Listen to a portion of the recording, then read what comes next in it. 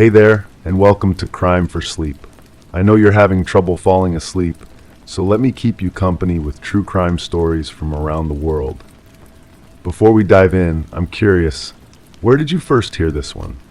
If you enjoy these stories, don't forget to like, comment, and subscribe.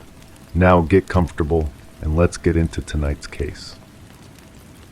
Story 1.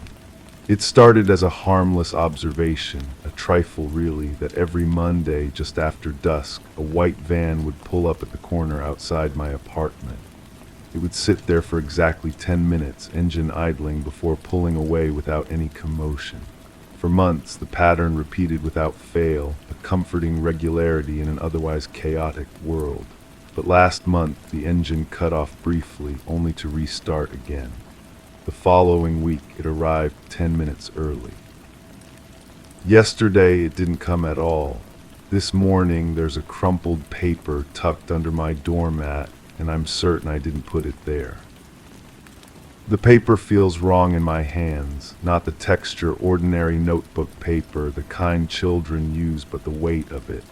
Words written in pencil faded. You watch too much. My fingers trace the letters, someone's handwriting, careful and deliberate, the kind of penmanship they don't teach anymore. I've been thinking about patterns, how they comfort us until they don't, how we cling to them even when they shift beneath our feet like loose sand.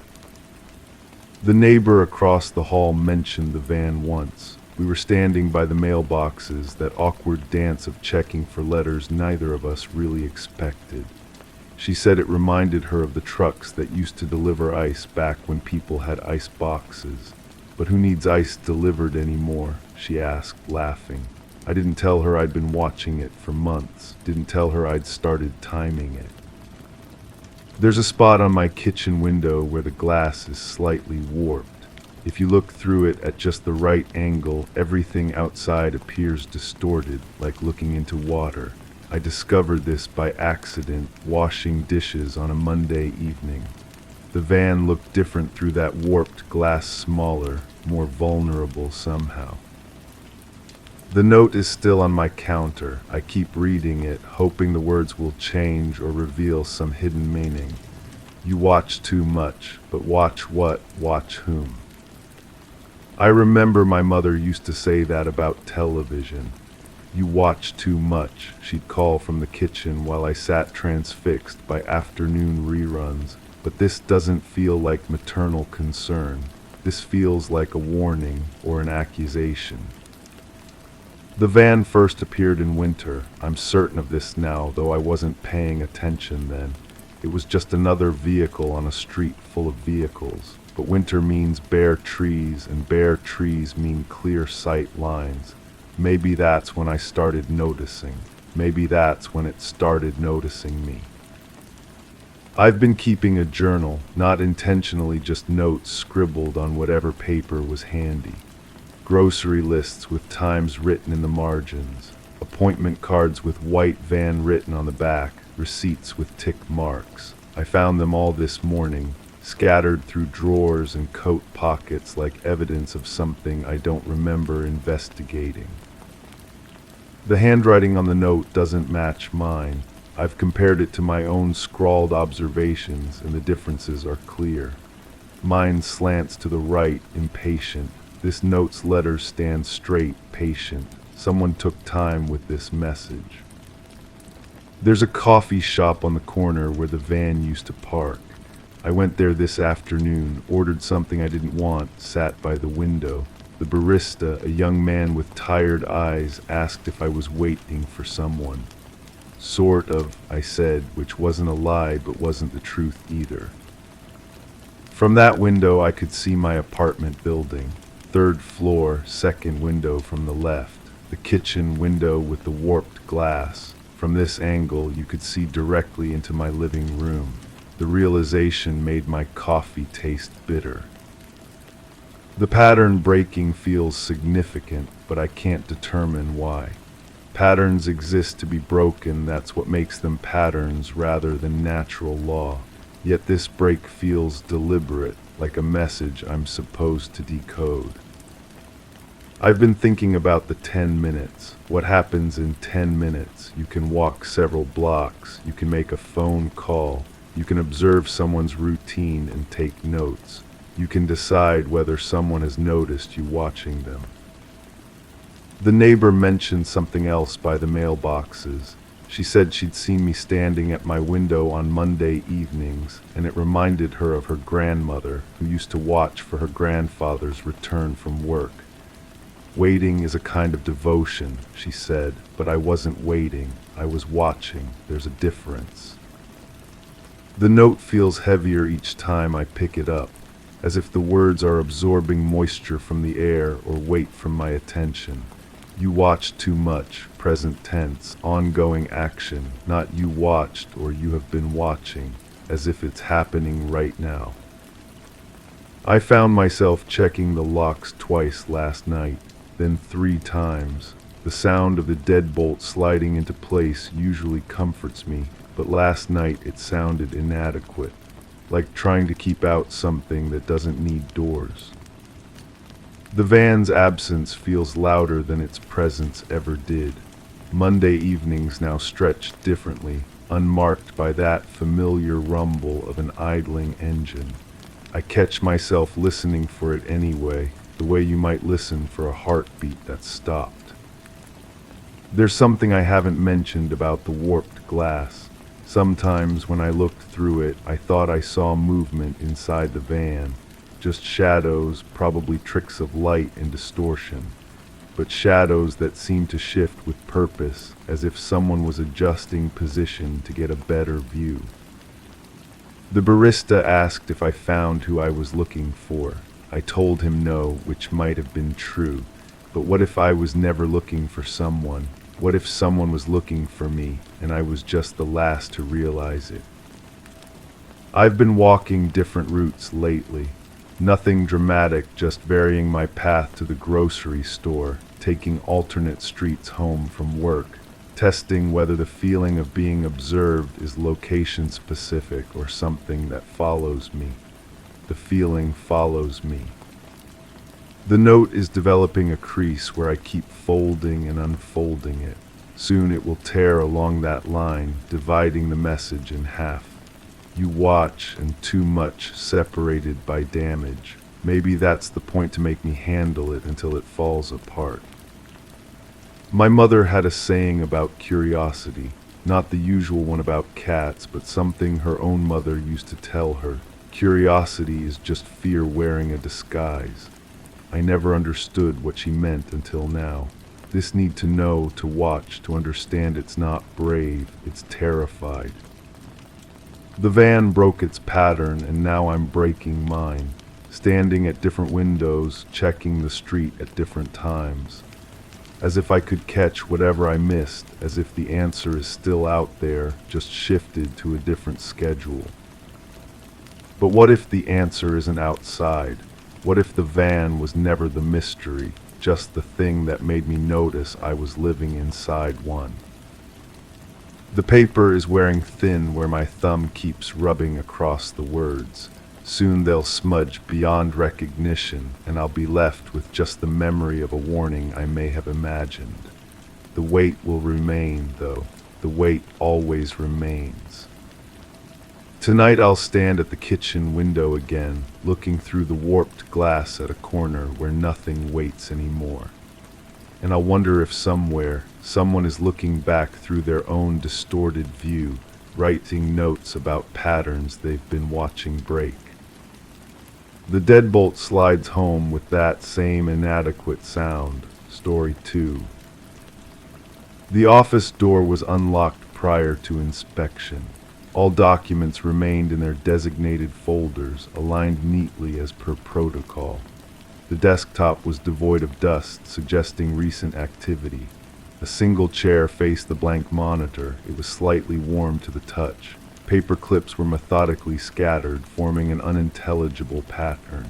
The air conditioning operated noiselessly despite being set to off, evidenced by the stagnant controls. Cabinet drawers were systematically checked, the third drawer containing an obvious void. No traces of tampering were evident on the lock mechanism. The carpet bore no marks save for an indistinct impression. I read these words again, my fingers trembling against the report. The nausea rises from somewhere deep in my stomach, that familiar metallic taste coating my tongue. I've been carrying this feeling for weeks now, this weight that settles behind my ribs like a stone I can't cough up. The fluorescent lights above my desk hum their endless tune, and I wonder if anyone else notices how they flicker just before something terrible happens.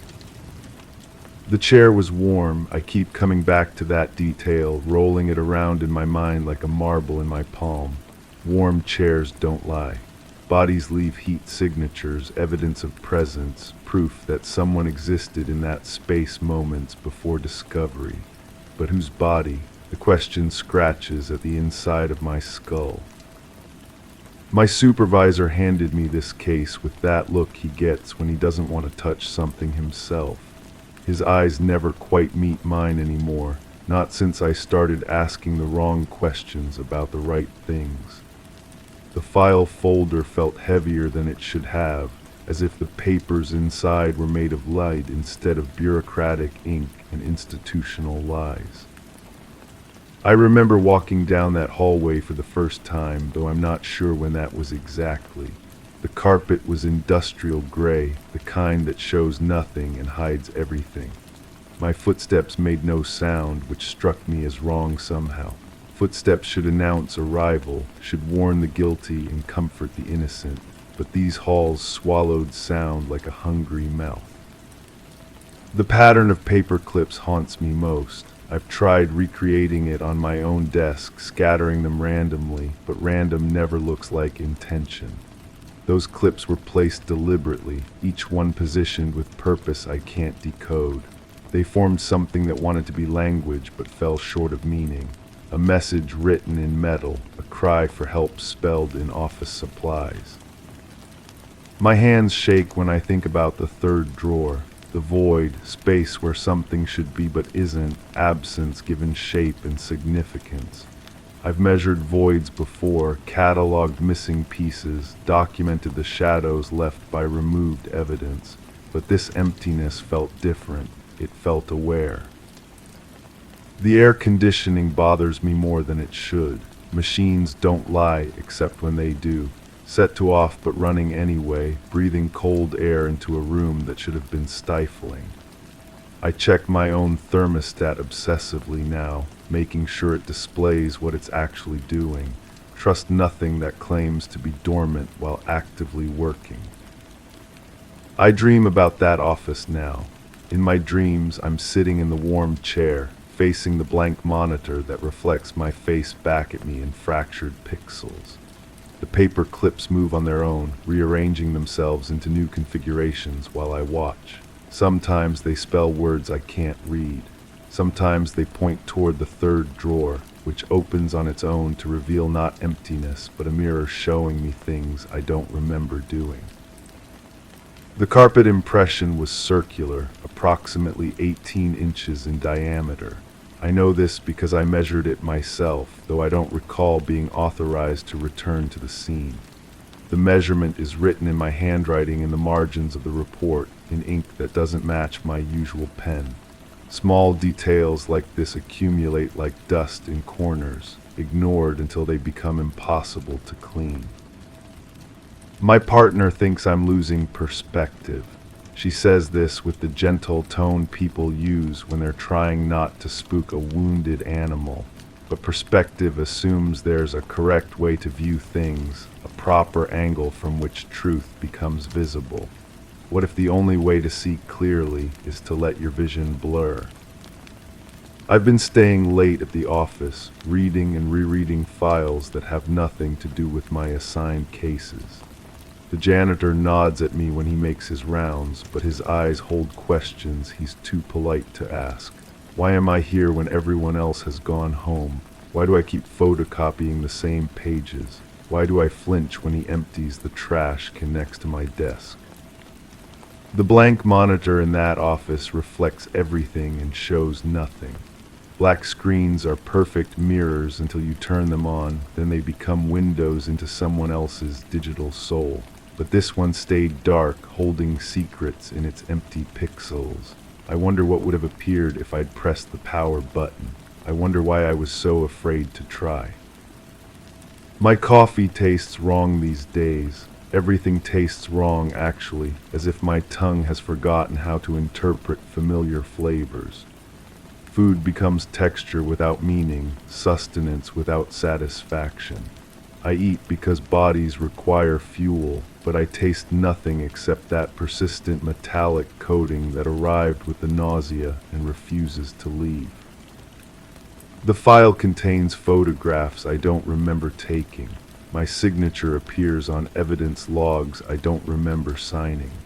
Chain of custody forms bear my initials in handwriting that looks like mine but feels foreign, as if someone else borrowed my hand while I wasn't paying attention. Memory is supposed to be reliable, but mine has developed gaps like missing teeth. I return to that hallway in my mind, walking toward the unlocked door. Each step feels inevitable, as if I'm following a path carved by previous versions of myself. The fluorescent lights flicker in sequence, creating a strobe effect that makes movement appear stuttered, broken into individual frames like an old film reel. The warm chair calls to me. In my imagination, I sit down and feel the residual heat seep through my clothes, warming skin that has been cold for weeks. The blank monitor shows my reflection, but the face looking back isn't quite right. The eyes are too wide, the mouth slightly open as if caught mid-scream. The paper clips begin their dance, spelling out truths I'm not ready to read. My supervisor asks about my progress on other cases, but his voice sounds far away, as if he's speaking through water.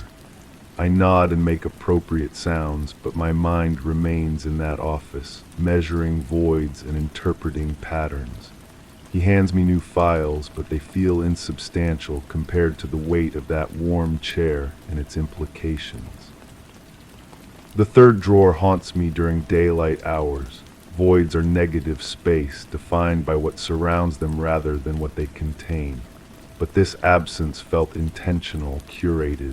Someone removed something specific and left the emptiness as a message. The drawer slides open in my dreams, revealing not missing objects, but missing time, missing memories, missing pieces of myself. I've started checking locks obsessively. My apartment door, my car, my desk drawers, the evidence locker at work. Mechanisms that should provide security but feel increasingly fragile, as if they're protecting nothing from everything. The lock on that office door showed no signs of tampering, but locks can be opened by those who possess the proper keys. The question becomes, who decides who gets to hold the keys? The carpet impression was perfectly circular, too perfect for accident. Someone or something rested there long enough to leave a mark, patient enough to compress fibers into permanent memory. I pressed my palm against my desk, wondering how long I would need to maintain contact to leave similar evidence of my presence. How long does it take to prove you existed in a space? My reflection in bathroom mirrors looks increasingly unfamiliar. The face staring back carries expressions I don't remember making, holds knowledge I don't remember acquiring. Sometimes I catch myself mid-conversation with this other self, discussing details about the case that I shouldn't know. These conversations stop the moment I realize they're happening, leaving me with half-formed words dissolving on my tongue. The air conditioning in my apartment has started running when I set it to off. I call the maintenance office, but they find nothing wrong with the system. Everything operates within normal parameters, they assure me, though they can't explain why normal has become so unsettling. I sleep with the windows open now, preferring honest air to mechanical breath. Paper clips have become impossible to ignore. They appear everywhere, scattered on sidewalks, nestled in couch cushions, hiding in pockets of clothes I don't remember wearing. Each one feels significant, as if it's part of a larger pattern I'm meant to decode. I collect them without conscious decision, filling a small box that grows heavier each day. The office door was unlocked, but locked doors can be opened from the inside. Someone could have been leaving rather than entering, could have unlocked the door as an exit rather than an entrance. This possibility changes everything and nothing, shifts the narrative without altering the facts. Truth becomes a matter of perspective, and perspective becomes a luxury I can no longer afford. My dreams have begun featuring other people, faces I don't recognize but somehow know. They sit in chairs that leave no warmth, manipulate paper clips that form no patterns, open drawers that contain exactly what they should. These dream people move through a world where air conditioners obey their settings and monitors display appropriate content. I envy their simple reality. The blank monitor reflects my face, but the reflection moves independently now. It blinks when I don't blink, smiles when I'm not smiling, mouths words I can't hear through the glass. Sometimes it points toward the third drawer, sometimes toward the paper clips, sometimes directly at me with an expression of infinite sadness. I measure the distance between my desk and the evidence locker, counting steps that never total the same number twice. Space has become unreliable, expanding and contracting based on factors I can't identify. The hallway that leads to that office exists in my building too, though I've never noticed it before. Same carpet, same lights, same sense of swallowed sound. The void in the third drawer expands in my peripheral vision, growing larger each time I'm not looking directly at it. Absence spreading like an infection, consuming the edges of my vision until everything becomes negative space defined by what's missing rather than what's present. I blink hard, trying to restore proper proportions, but the world refuses to hold its shape. My handwriting appears in places I've never been, on documents I've never seen, authorizing actions I don't remember taking. Each signature looks authentic, bears the slight tremor that develops when I'm tired, includes the small flourish I add without conscious thought. But authentic doesn't mean real, and real doesn't guarantee truth. The warm chair waits in that office, holding heat that belongs to someone else. I know I will sit in it eventually, will feel that borrowed warmth seep into my bones, will face the blank monitor that shows everything except what I need to see. The paper clips will spell out their message, the third drawer will reveal its void, and I will finally understand why the air conditioning runs when it should be still. But understanding and accepting are different animals entirely. The nausea reminds me of this distinction, rolling through my stomach like a warning bell. Some knowledge carries a price higher than ignorance. Some truths demand sacrifices that change the person who receives them. The metallic taste on my tongue might be fear, or it might be the flavor of approaching revelation. The circular impression on the carpet waits for me to complete it, to add my own weight to the pattern already begun.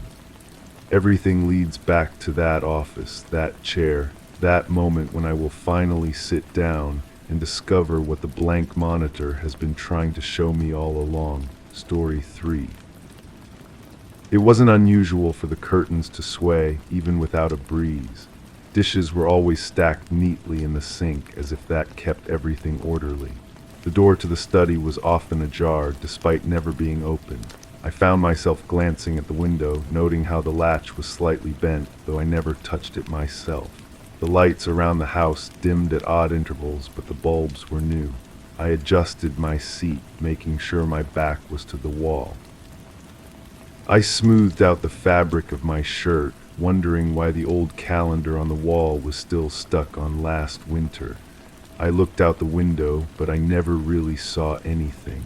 The night wasn't as quiet as it should have been. I never asked why. The coffee cup in my hand is cold now, has been for an hour, maybe 2. The ceramic rim feels rough against my lips, a small chip I don't remember making. When did that happen? I set it down on the table where the case file sits, edges worn from handling. The photograph on top stares back at me, black and white, grainy. A woman's face partially obscured by shadow, or maybe it's just the quality of the print. I remember the first time I saw that photograph, or think I do. The detective's office smelled like burnt coffee and old paper. He slid the image across his desk with 2 fingers, careful not to touch the surface. "This is all we have," he said. "Neighbor took it through her window, says she didn't know why at the time." But that's not right, is it? The photograph came later, after the questions started, after I began visiting the house. The house, always back to the house. I close my eyes and I'm standing on the porch again. The wood creaks under my feet, paint peeling in long strips that curl like fingers. The front door is blue, no, green, dark green with brass hardware that's turned black with age. The doorbell doesn't work. I know this because I pressed it 6 times before knocking. She answered on the 3rd knock. "You're the one who's been asking questions," she said. Not a question, a statement. Her voice carried the weight of someone who'd been expecting this conversation for a long time. I told her I was writing about the case, research for an article that might never get published. She invited me in anyway. The hallway was narrow, wallpaper faded to the color of old tea stains. Family photographs lined the walls, faces I didn't recognize staring down with expressions that seemed to shift when I wasn't looking directly at them. "Coffee?" she asked. I said yes, though I don't usually drink coffee in the afternoon. She disappeared into the kitchen, leaving me alone in the living room. That's when I noticed the curtains. They moved without wind, just a gentle swaying back and forth like someone breathing. I checked the windows, all closed, all latched, except for the one with the bent latch. That one was slightly open, maybe an inch, just enough to let in the sound. What sound? I can't remember now. Something low, rhythmic, like machinery running in the distance, or voices too far away to understand. The coffee was bitter. She served it in delicate cups with hairline cracks running through the porcelain. We sat across from each other, the case file spread between us on her coffee table. She didn't ask how I'd gotten the police photos. "Everyone wants to know what happened," she said, stirring sugar into her cup. The spoon clinked against the sides, but nobody asks the right questions. I asked her what the right questions were. She smiled then, a sad smile, or maybe just tired. The right question is why it took so long for anyone to notice.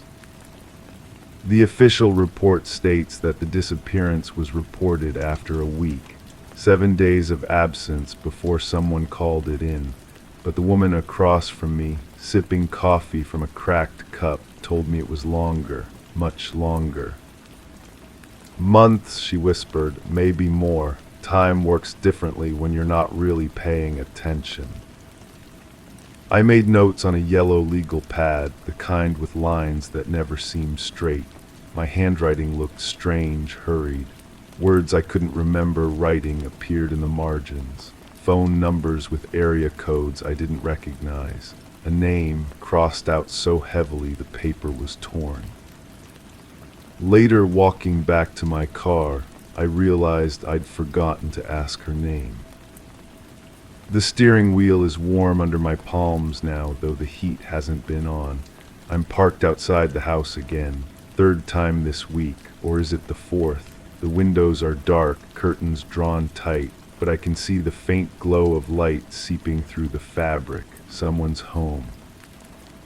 I should knock, should ask the questions I forgot to ask before, but my hands won't move from the steering wheel. Something about the way the light flickers behind those curtains, irregular, like a candle flame or someone moving back and forth in front of a lamp.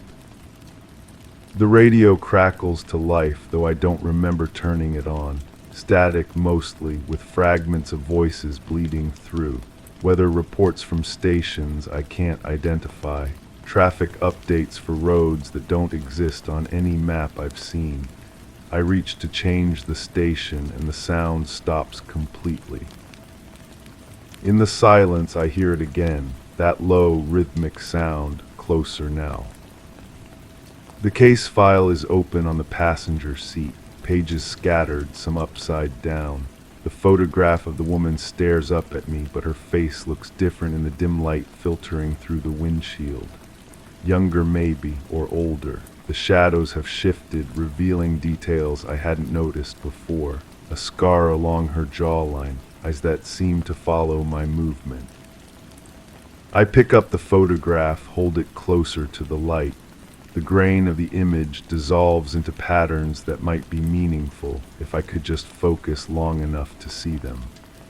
But every time I think I'm close to understanding, the details slip away like water through my fingers. The police report mentions a witness, someone who saw her leaving the house on the morning of the disappearance, carrying a suitcase, walking toward the bus station. But the woman with the coffee and cracked cups told me something different. She never left, she said, not really. Some people just fade away bit by bit until there's nothing left to notice. I asked what she meant by that. Look around, she said, gesturing toward the living room. How many things do you see that don't quite belong? I looked, the furniture seemed normal enough. A couch with worn cushions, a television with rabbit ears, bookshelves lined with paperbacks. But there were details that felt wrong. A clock that ran backward, a mirror that reflected the room at the wrong angle, photographs where the faces were always turned away from the camera. She's still here, the woman said, just not in a way anyone knows how to see. I drive home with the radio off and the windows cracked open. The night air carries the scent of rain, though the sky is clear. Street lights flicker as I pass beneath them, casting moving shadows that seem to follow the car. In my rearview mirror, I can see the house growing smaller, but the light in the window remains constant, a fixed point in the darkness. My apartment feels too quiet after the sounds of the house. I spread the case file across my kitchen table, trying to organize the fragments into something coherent. Police reports, witness statements, newspaper clippings with headlines that blur together. The more I read, the less certain I become about what actually happened.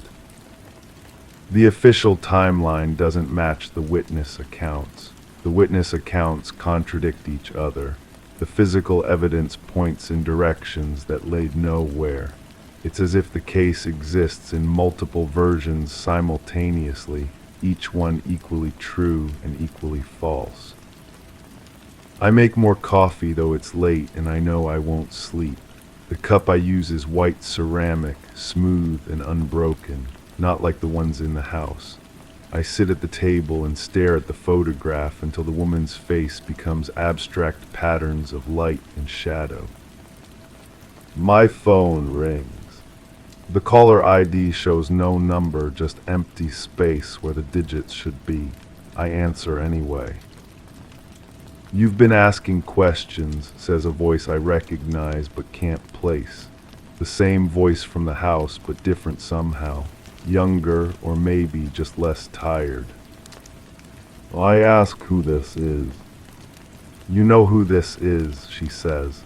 The question is why you keep looking for answers you don't really want to find. The line goes dead before I can respond. I set the phone down and notice my hands are shaking. The coffee in my cup ripples in small circles, like stones thrown into still water. I dream of the house that night, or maybe I don't dream at all. Maybe I'm still sitting at the kitchen table, staring at the photograph while the coffee grows cold. In the dream or the memory or whatever it is, I'm walking through rooms that expand and contract like breathing. The curtains sway without wind. The dishes stack themselves in the sink. The door to the study opens and closes with a rhythm that matches my heartbeat. She's there in the dream, standing by the window with a bent latch, looking out at something I can't see. When she turns toward me, her face is the same as in the photograph, but moving, alive. She opens her mouth to speak, but no sound comes out. Or maybe the sound is there, but in a frequency I can't hear. I wake up at my kitchen table. The case file is scattered across the floor, pages everywhere. The photograph is gone. I spend the morning searching for it. Under the table, between the couch cushions, in the trash can where I might have thrown it by mistake. Nothing. It's as if the photograph never existed, except for the empty space in the case file where it used to be. But I remember her face, every detail, every shadow, more clearly now than when I was looking directly at the image. The phone rings again. This time there's a number on the caller ID, but when I dial it back later, I get a recording saying the number is not in service. "You're getting closer," she says, "but closer to what?" I ask her to meet me, to explain what happened, what's still happening. "I'm always here," she says, "you just have to know how to look." The house is different in daylight, smaller somehow, less imposing. The paint isn't peeling as badly as I remembered, and the porch doesn't creak under my feet, but the curtains still sway in the front window, and the light inside flickers with that same irregular rhythm. I knock on the door, no answer. I try the handle and it turns easily, unlocked. The hallway is empty. No photographs on the walls, no tea-stained wallpaper, just bare walls painted white with darker rectangles where pictures used to hang. My footsteps echo on hardwood floors that look recently refinished. "Hello," I call out. My voice sounds strange in the empty space, like it's being absorbed by something I can't see. The living room is furnished differently now. Modern pieces, clean lines, nothing like the worn furniture I remember, but the window is the same. The one with the bent latch still slightly open, still letting in that low, rhythmic sound. I walk to the window and look out. The view is ordinary. A backyard with overgrown grass, a fence with missing slats, trees that need trimming. Nothing that would explain the sound or the feeling that I'm being watched from somewhere I can't locate. Behind me, footsteps on the hardwood floor. I turn around, but the room is empty. The footsteps continue, moving from the living room toward the kitchen. I follow the sound, but there's no one there. Just clean counters, empty sink, no dishes stacked neatly as if that would keep everything orderly. The study door is closed now. I try the handle, but it won't turn. Locked from the inside, though I can't hear anyone moving around in there. I press my ear to the door and listen. Silence except for that rhythmic sound, louder now, not machinery, not voices, something else, something organic like breathing, but too slow and too deep to be human. When I step back from the door, I notice something I missed before. A small hole in the wood about eye level. Not a peephole exactly, but close. Just large enough to see through if you knew it was there. I lean forward and peer through the hole. The study is furnished like the living room I remember. Old furniture, worn carpet, walls lined with photographs of faces turned away from the camera. And sitting at a desk in the center of the room, writing in a notebook with careful, deliberate strokes, is the woman from the photograph. She looks up suddenly as if she can sense my presence.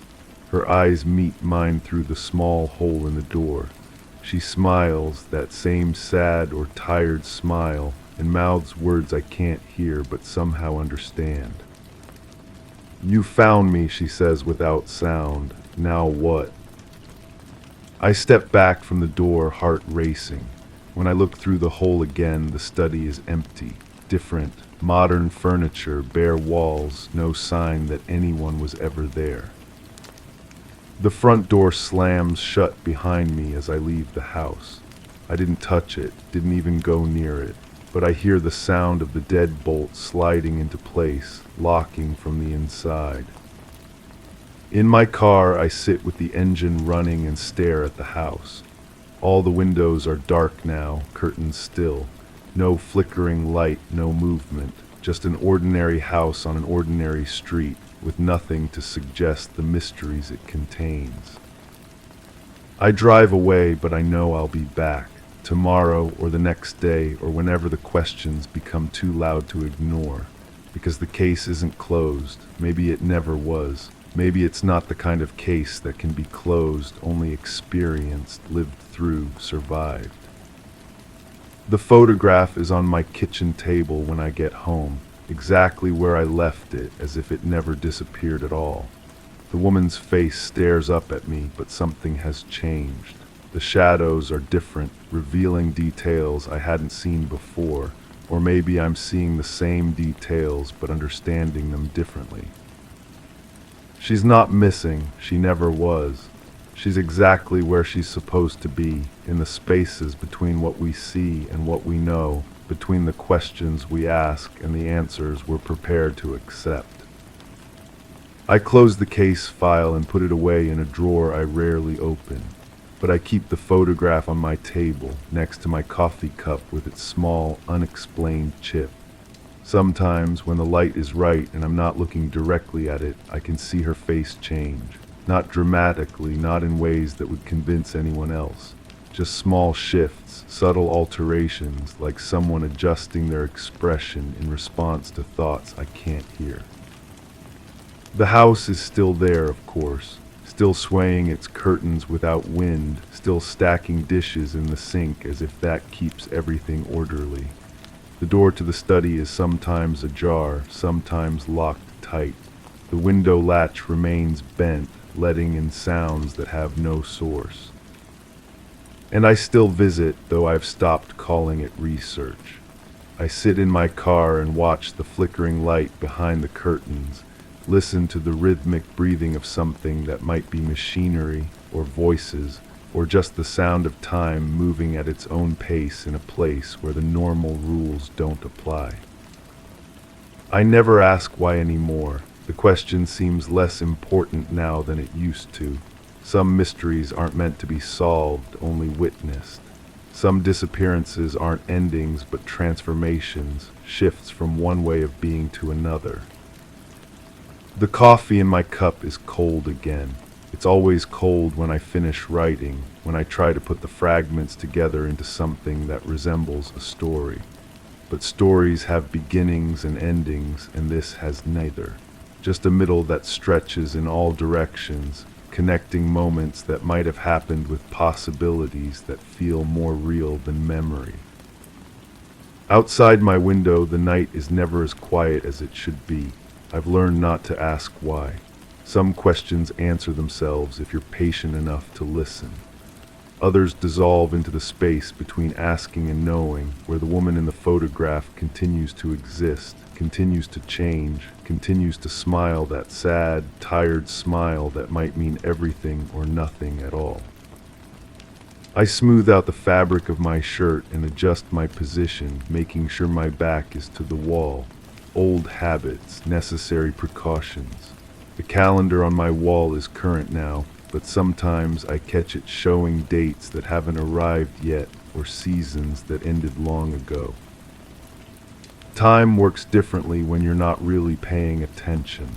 She told me that in the house with the swaying curtains. Or maybe I told myself, sitting at this table, trying to make sense of fragments that resist organization. The photograph watches me as I write these words. Her expression never changes, but somehow I know she approves. This is how the story was meant to be told, in pieces that don't quite fit together, in questions that generate more questions, in the spaces between certainty and doubt where truth becomes something more complex than fact. I set down my pen and listened to the night sounds filtering through my closed windows. Distant traffic, maybe, or voices too far away to understand, or just the sound of mysteries breathing in the dark, patient and persistent, waiting for the next person to ask the wrong questions and find the right answers. The case remains open. It always will. Some doors, once opened, can never be completely closed. Some disappearances echo forward and backward through time, creating ripples that touch everything they encounter. I finish my cold coffee and prepare for sleep, though I know the dreams will come again. Dreams of houses that breathe, of curtains that sway to rhythms older than wind, of women who exist in photographs and locked rooms and the spaces between one moment and the next. Tomorrow I'll drive past the house again. I'll see the flickering light behind the curtains, hear the sounds that have no source, feel the presence of someone who isn't missing but isn't exactly there either. And I'll understand a little more each time that some stories don't end. They just continue, changing shape like shadows, always present but never quite within reach. The night settles around me like a familiar blanket, somewhere in a house where dishes stack themselves and doors open without being touched. She continues her patient existence. Neither gone nor fully present, but something in between. Something that defies the categories we use to organize our understanding of what's possible. I turn off the lights and leave the photograph on the table. In the morning it will be there, unchanged and always changing. And I will be here asking questions that have no answers, searching for truths that exist only in the searching itself.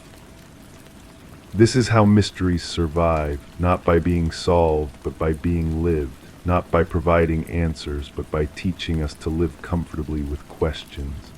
The woman in the photograph understands this. She's been trying to tell me all along in her wordless way that some disappearances are actually discoveries. Some absences are more present than presence itself. I close my eyes and let the fragments settle into whatever pattern they choose. Tomorrow there will be new pieces to consider, new connections to explore, new ways of understanding what cannot be fully understood. The case will remain open as it should, as it must. In the darkness, I can almost hear her voice again, patient and knowing, reminding me that the right questions are not about what happened, but about what continues to happen in the spaces between certainty and mystery, between presence and absence, between the stories we tell and the truths that exist beyond telling. Story 4. The attic air felt heavy with dust, motes swirling lazily in the late afternoon sun filtering through the small, round window. Wooden floorboards creaked underfoot, their groans an echo of years long past. In the corner, an old trunk lay yawning open, papers spilling out as if eager to escape their confinement. Everything seemed untouched, except for a fresh breeze that rustled the yellowed edges of a journal that hadn't been there before. The room trembled with a secret, and the air grew tense with whispers of the unseen. I keep touching the pages. My fingerprints must be everywhere now, but I can't stop. The handwriting looks familiar, though I can't place it. The ink is different shades, some entries fresh, others faded to brown. Someone has been writing in this journal for a long time. The coffee cup sits cold on the kitchen counter downstairs. I left it there when I heard the sound, a dragging noise like something heavy being pulled across the floor above. But when I climbed the narrow stairs, I found only silence in this trunk, opened as if waiting for me. She used to hum while cooking dinner. The melody would drift up through the old house's thin walls, weaving between the settling sounds of evening. I haven't heard that humming in weeks now. The kitchen stays quiet, the stove cold. I eat cereal from the box and tell myself she's visiting her sister again. The journal entry from 3 months ago mentions sleepless nights. The writer describes watching shadows move across the ceiling, listening to footsteps in empty rooms. I recognize the feeling. I've been having the same experiences lately.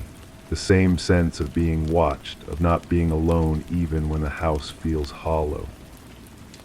There's a photograph tucked between the pages. 2 women standing in front of this house, arms linked, smiling. One face I know intimately. The other is a stranger with sharp cheekbones and pale eyes. On the back, someone has written, "Before everything changed," in that same familiar handwriting. The basement door was locked when I moved in. She said the key had been lost years ago, that there was nothing down there anyway, just old furniture and boxes of Christmas decorations. But last week I found a key taped under the kitchen sink, wrapped in tissue paper like a gift waiting to be discovered.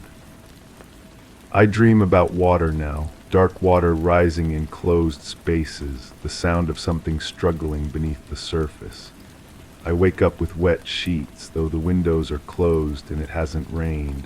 The dreams feel like memories, but they're not mine.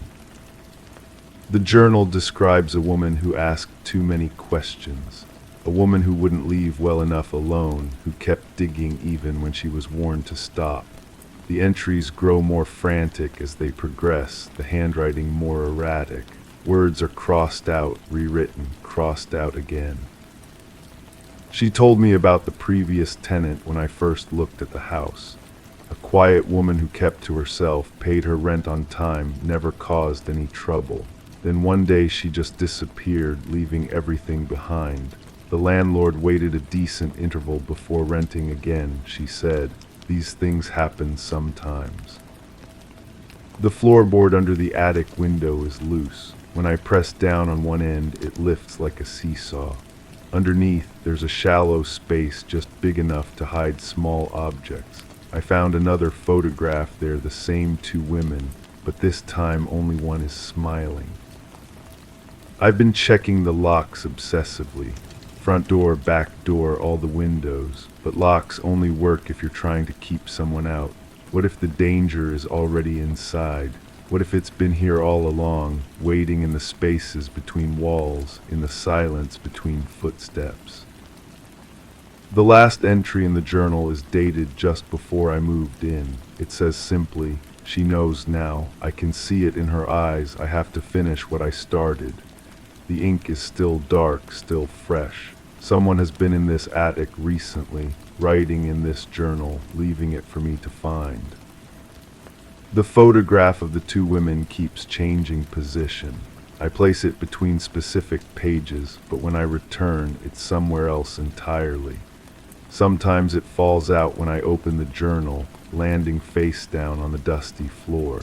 The woman with pale eyes seems to be watching me even from the faded paper. There are scratches on the basement door now, long gouges in the wood that weren't there before. The key feels warm in my pocket, as if it's been waiting to be used, but I'm not sure I want to see what's been locked away down there in the dark. She hasn't called, hasn't written, hasn't sent any word about when she's coming back from her sister's house. But her sister called yesterday, asking when she was coming to visit. Said she'd been expecting her for weeks now, ever since she promised to come help with the garden. The journal writer was afraid of someone. That much is clear from the increasingly paranoid entries. References to watching eyes and footsteps that follow, and a smile that never reaches her eyes. But the more I read, the more I wonder if the fear was justified, or if something else was happening in this house. I found hair in the bathroom drain.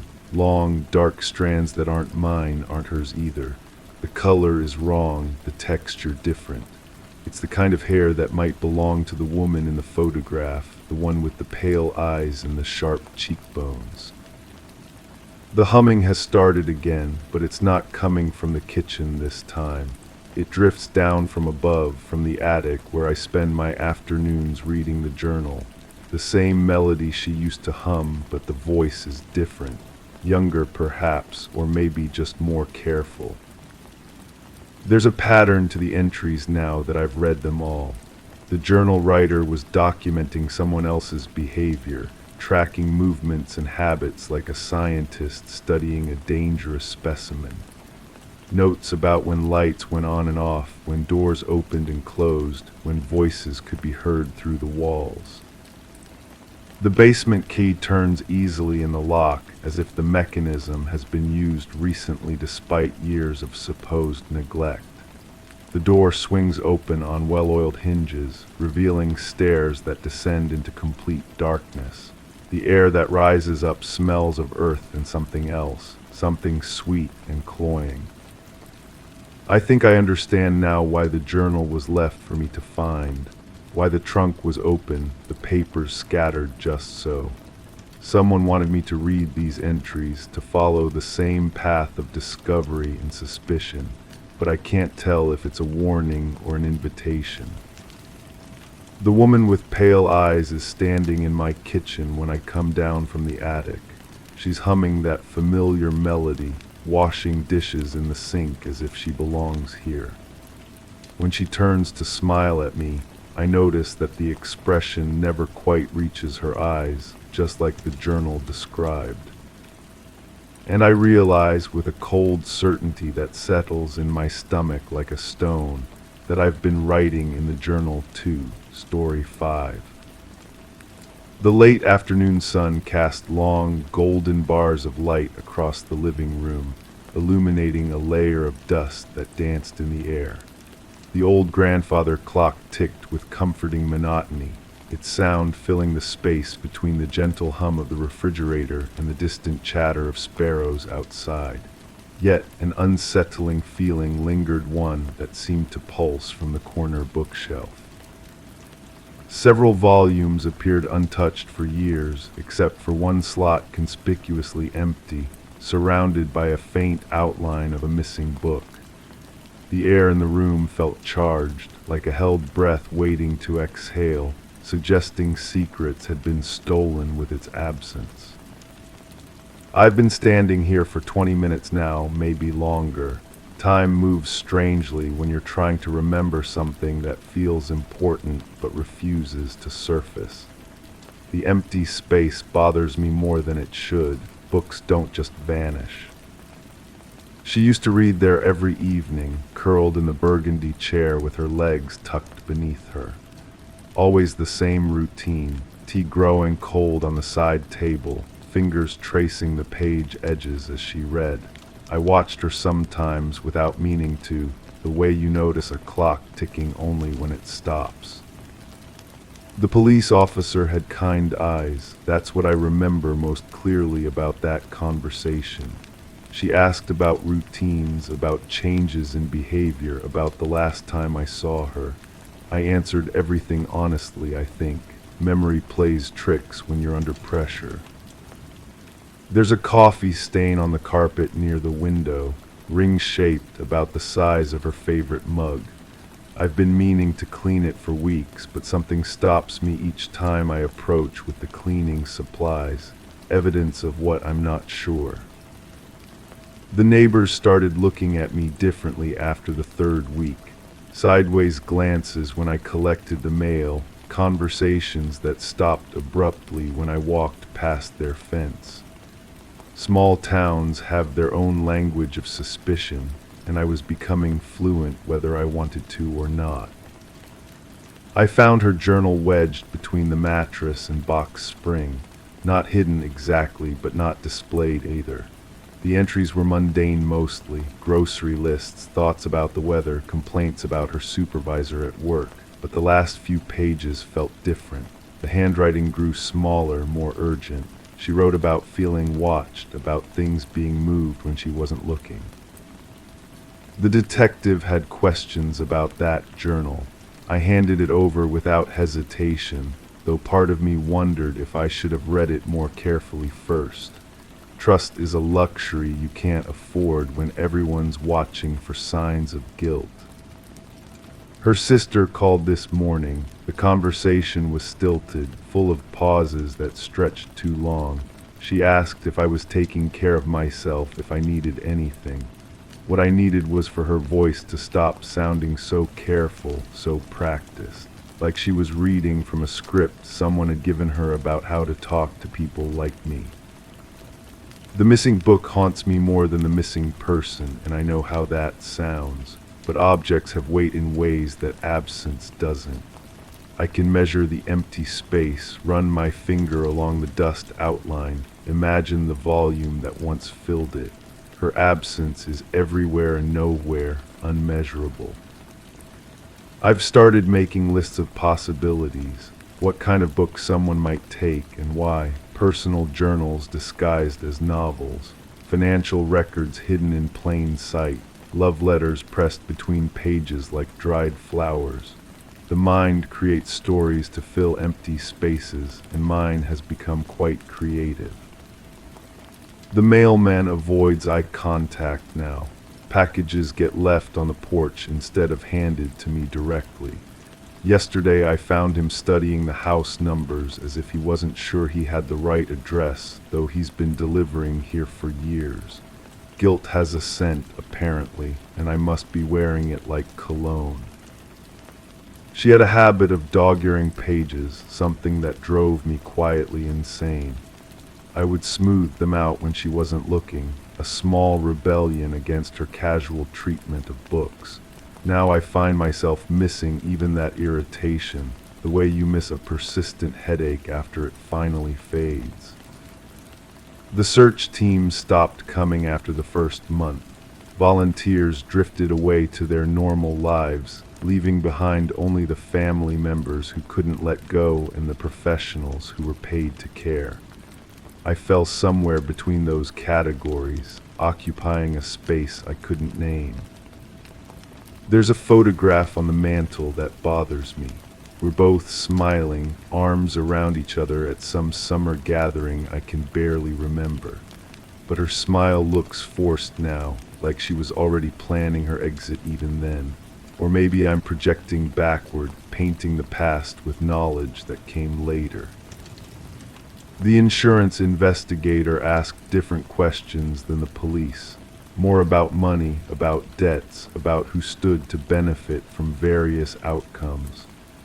I answered honestly again, though honesty felt increasingly like a foreign language I was struggling to speak correctly.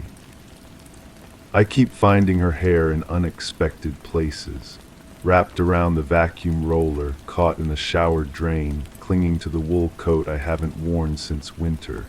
DNA evidence of a life that was here. Proof that I didn't imagine the whole thing. Sometimes proof is all you have left. The empty slot in the bookshelf has started collecting dust too, creating its own ecosystem of absence. I could move the other books closer together, eliminate the gap entirely, but that feels like erasure, like admitting something I'm not ready to admit. Her coffee cup sits in the sink, unwashed. The stain has set permanently now, a brown ring that won't scrub away no matter how hard I try. Some marks are meant to be permanent, I suppose. Some evidence refuses to be cleaned. I dream about that missing book sometimes. In the dreams, I can almost see the title, almost make out the words on the spine, but I always wake before the image becomes clear, left with only the sensation of something important slipping away. The grandfather clock stopped working last week. The silence it left behind is more noticeable than its ticking ever was. Now the house holds its breath constantly, waiting for something that may never come. And still that empty space on the shelf pulls at my attention like a magnet, as if the missing book might reappear if I stare long enough, bringing with it all the answers I need. Or maybe just bringing with it all the questions I'm not brave enough to ask. Story 6. The embers crackled softly in the hearth, casting flickering shadows that danced across the wooden walls. The scent of pine lingered, mingling with the faint aroma of something metallic. A knitted throw lay draped over the armchair, untouched save for a single thread-pulled taut leading to an open hatch in the floor. The wind whispered secrets through the old cabin's cracks, a gentle reminder of the unease lurking beneath the surface. The nausea comes in waves now, rolling through my stomach like thick oil. I've been sitting here for hours, maybe longer, watching that thread. It shouldn't bother me, just yarn, just fabric. But my hands won't stop trembling, and there's this taste in my mouth like copper pennies left in rain. I remember her fingers working the needles, click, click, click. The rhythm was hypnotic, almost medicinal. She'd sit in that same chair, her back straight, shoulders tense with concentration. The pattern was intricate, something she called a fisherman's weave, though neither of us had ever seen the ocean. Her lips would move silently as she counted stitches, and sometimes she'd pause, staring at nothing, as if listening for something I couldn't hear. The metallic smell is stronger now. It clings to the inside of my nostrils, coating my throat with each breath. I should open a window, let the mountain air cleanse this place, but my legs feel disconnected from my body, heavy, useless. That morning she'd been different, quieter than usual, which was saying something. She'd always been economical with words, but that day her silence felt deliberate, calculated. She made coffee without asking if I wanted any, setting only one cup on the table. The ceramic was chipped along the rim, a tiny flaw that caught the light. I watched her drink, noting how she held the cup with both hands like a child seeking comfort. The thread moves when the wind picks up, just slightly, but enough to make my chest tighten. It's connected to something below, something in that dark space beneath the floorboards where we used to store preserves and root vegetables. The hatch hasn't been opened in months, years maybe. Time feels elastic here, stretching and contracting without warning. I can't remember when I first noticed the smell. Was it before or after she stopped speaking entirely? Memory is unreliable, I've learned. It shifts and changes, adding details that couldn't have been there, erasing others that were surely important. But I remember the weight of her stare, how it seemed to press against my skin like cold fingers. She'd been working on that throw for weeks, maybe months. Every evening after our meager dinner, she'd settle into the chair and pick up those needles. The wool was soft, cream-colored with flecks of gray that reminded me of storm clouds. She never explained who it was for, and I never asked. Some questions feel dangerous, like they might crack something that's better left whole. The fire is dying now, reduced to glowing coals that pulse like a heartbeat. Each breath of wind through the chimney sends sparks spiraling upward, tiny orange stars that disappear into darkness. I should add more wood, but the thought of moving, of breaking this strange paralysis, fills me with dread. Her hands had been cold that last morning. I remember because she touched my shoulder as she passed behind my chair, and the chill seeped through my shirt like ice water. She'd never been affectionate, but the gesture felt wrong somehow, too deliberate, too final. The thread is definitely moving now, not just swaying with the wind, but pulling as if something below is tugging at it. My rational mind knows it's impossible. The hatch has been sealed, the space below empty except for dust and the lingering scent of old vegetables. But rationality feels thin here, inadequate for explaining the wrongness that permeates everything. I think about that cup again, the chipped rim that caught the light. She'd finished her coffee and set it down with unusual care, aligning it perfectly with the table's edge. Then she'd looked at me, really looked, and I saw something in her eyes that made my stomach clench. Not fear exactly, something worse, recognition. The knitting needles are still on the side table where she left them, bone-colored plastic that gleams dully in the firelight. One has a small crack near the tip, a hairline fracture that spreads a little further each time I look. Everything here seems to be breaking slowly, imperceptibly, like ice giving way under pressure you can't see. My mouth tastes of metal again.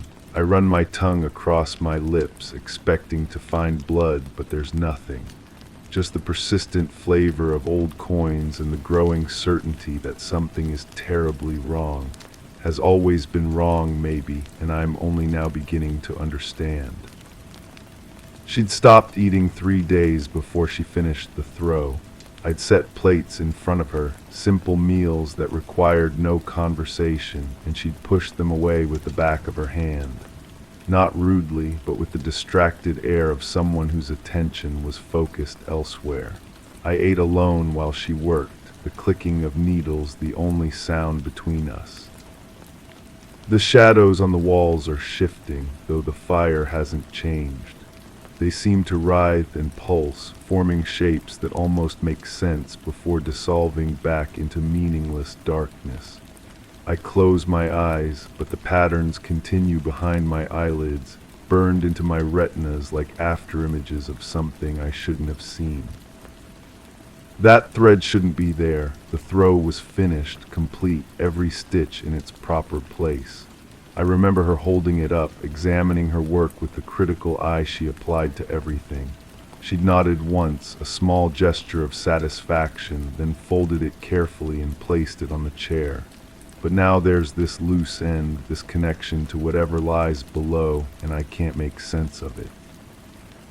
The wind picks up again, rattling the windows in their frames.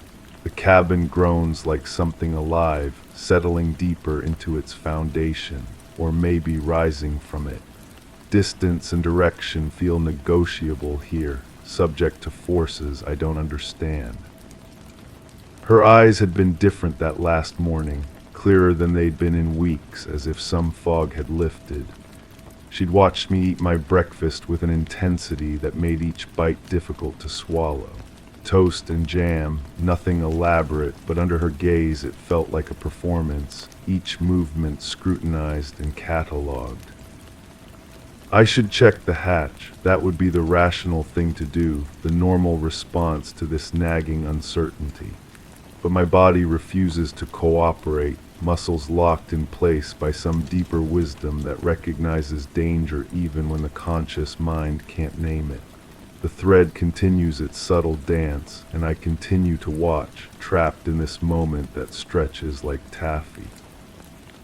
The metallic smell is overwhelming now, coating everything with its presence. It reminds me of the time I cut my finger on a broken mason jar, how the blood mixed with the pickle brine and created something that was neither but somehow both. She'd bandaged the wound without speaking, her touch gentle but impersonal, like she was tending to a stranger. Memory is playing tricks again. I remember her finishing the throw, but I also remember finding it incomplete, needles still attached, work abandoned mid-row. Both versions feel true, equally real and equally impossible. The past is becoming fluid, reshaping itself to accommodate contradictions that should tear it apart. The fire spits, sending a shower of sparks up the chimney. For a moment the room brightens, revealing details I hadn't noticed before. Dust motes dancing in the air like tiny spirits. A water stain on the ceiling that resembles a map of somewhere I've never been.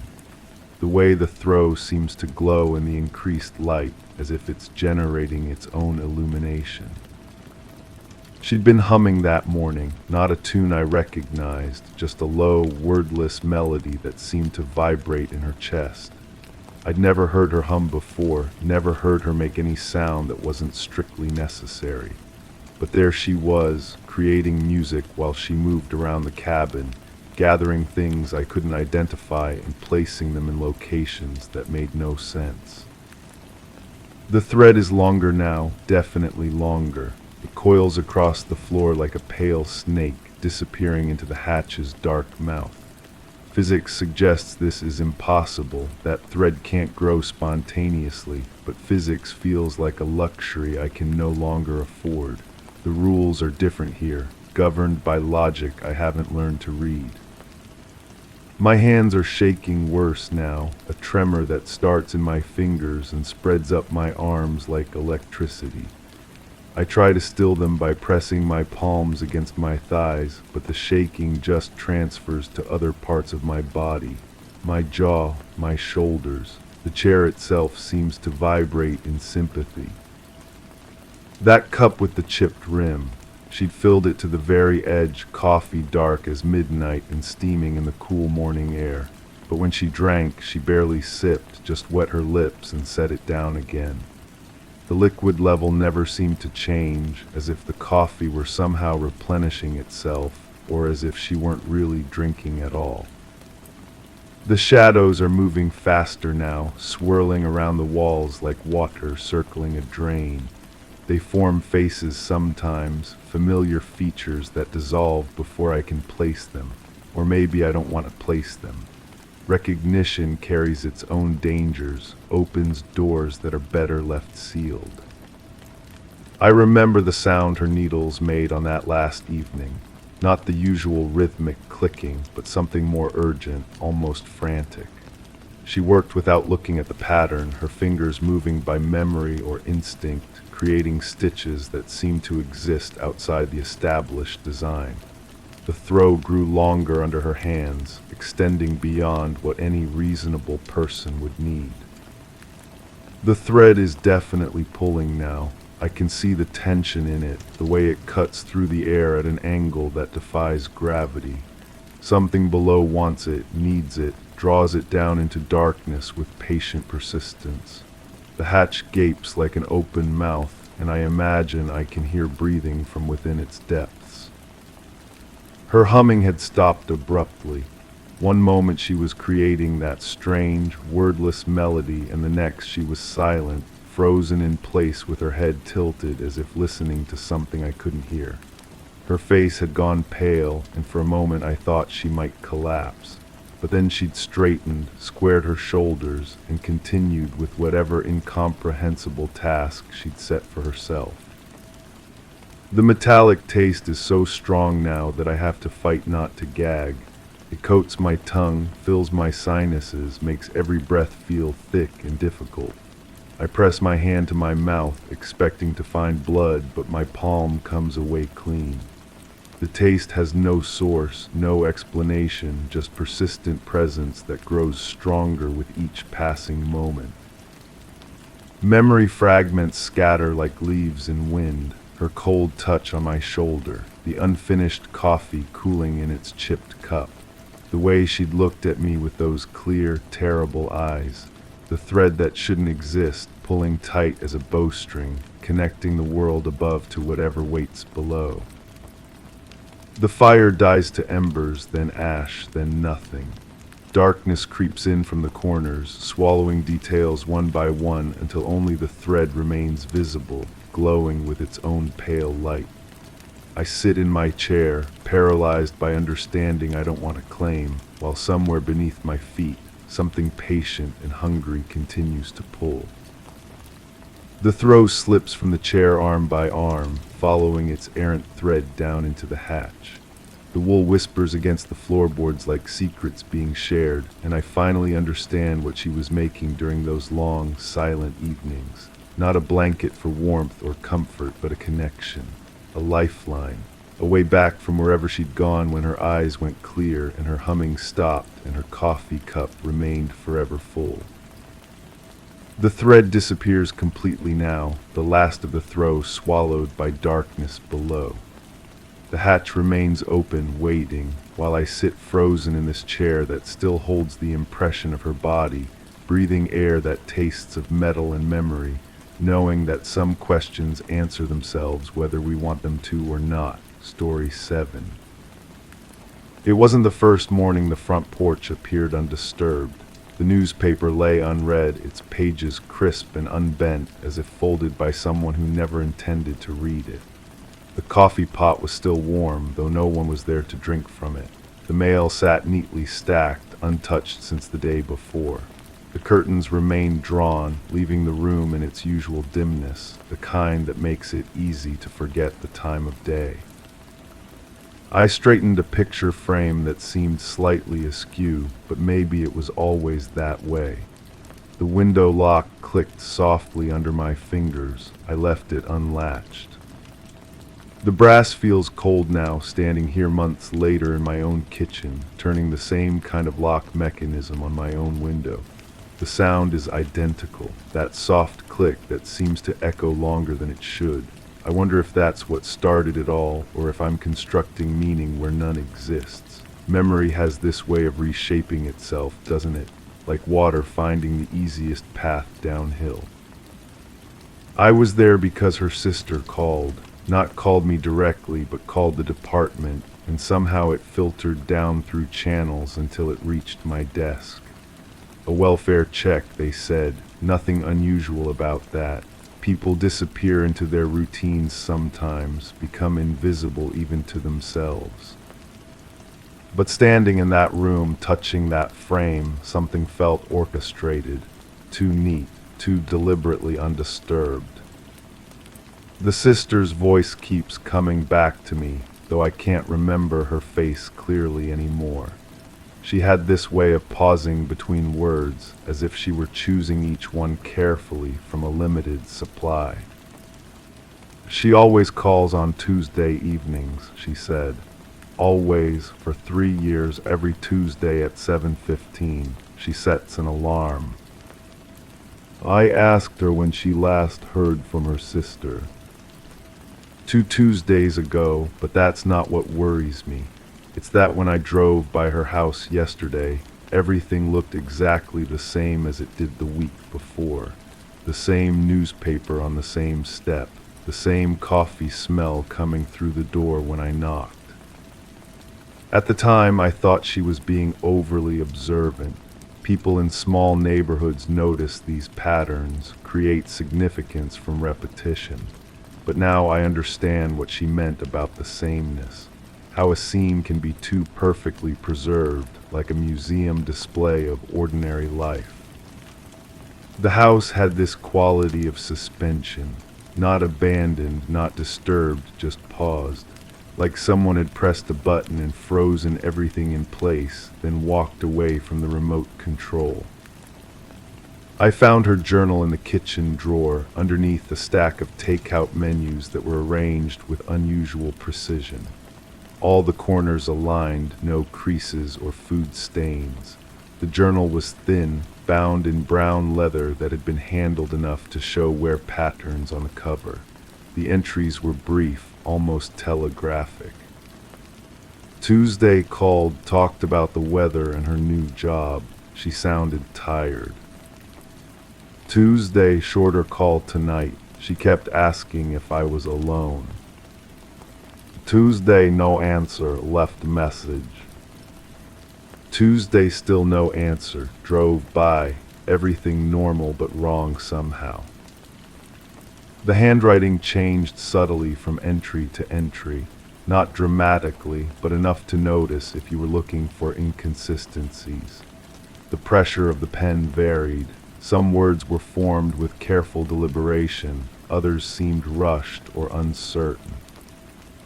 I kept that journal longer than I should have, brought it home, read through it multiple times, looking for patterns within patterns. The sister had documented 3 months of Tuesday phone calls, but the entries didn't match what she'd told me about 3 years of regular contact.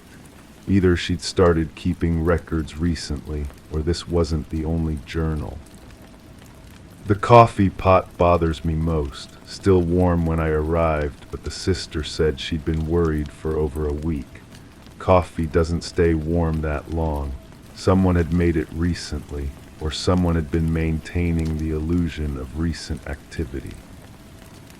I tested the pot with the back of my hand, definitely warm but not hot. Maybe an hour old, maybe 2. The kind of warmth that suggests routine rather than urgency. Someone who makes coffee at the same time every morning, drinks half a cup, leaves the rest. But there was no half-empty cup anywhere in the house.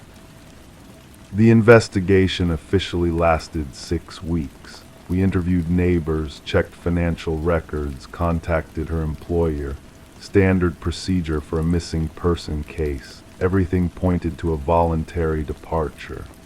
No signs of struggle, no suspicious activity, no unusual financial transactions before she disappeared. Her bank account showed regular deposits from her job at the medical transcription service, automatic withdrawals for utilities and rent, one withdrawal from an ATM across town on the day her sister last spoke to her.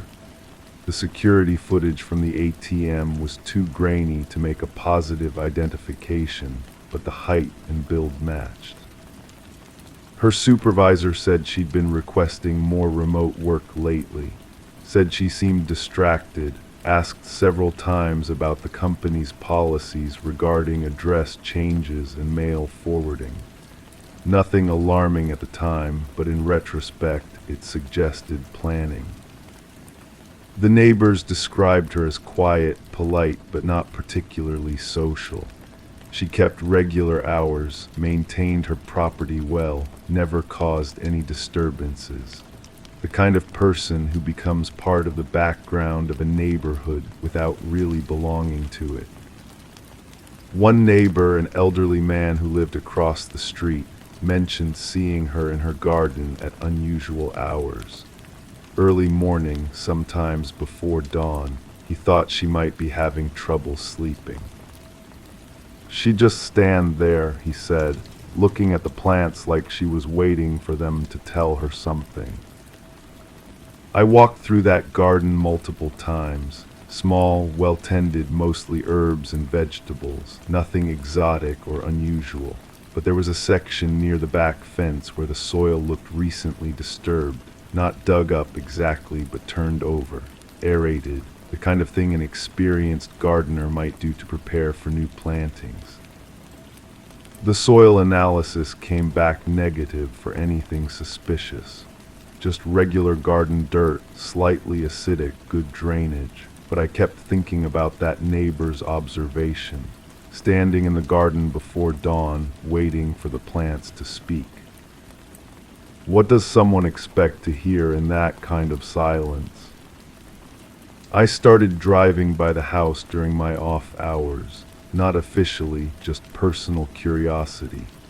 The sister had given us permission to check on the property periodically, make sure it wasn't being vandalized or broken into, but my visits became more frequent than necessary.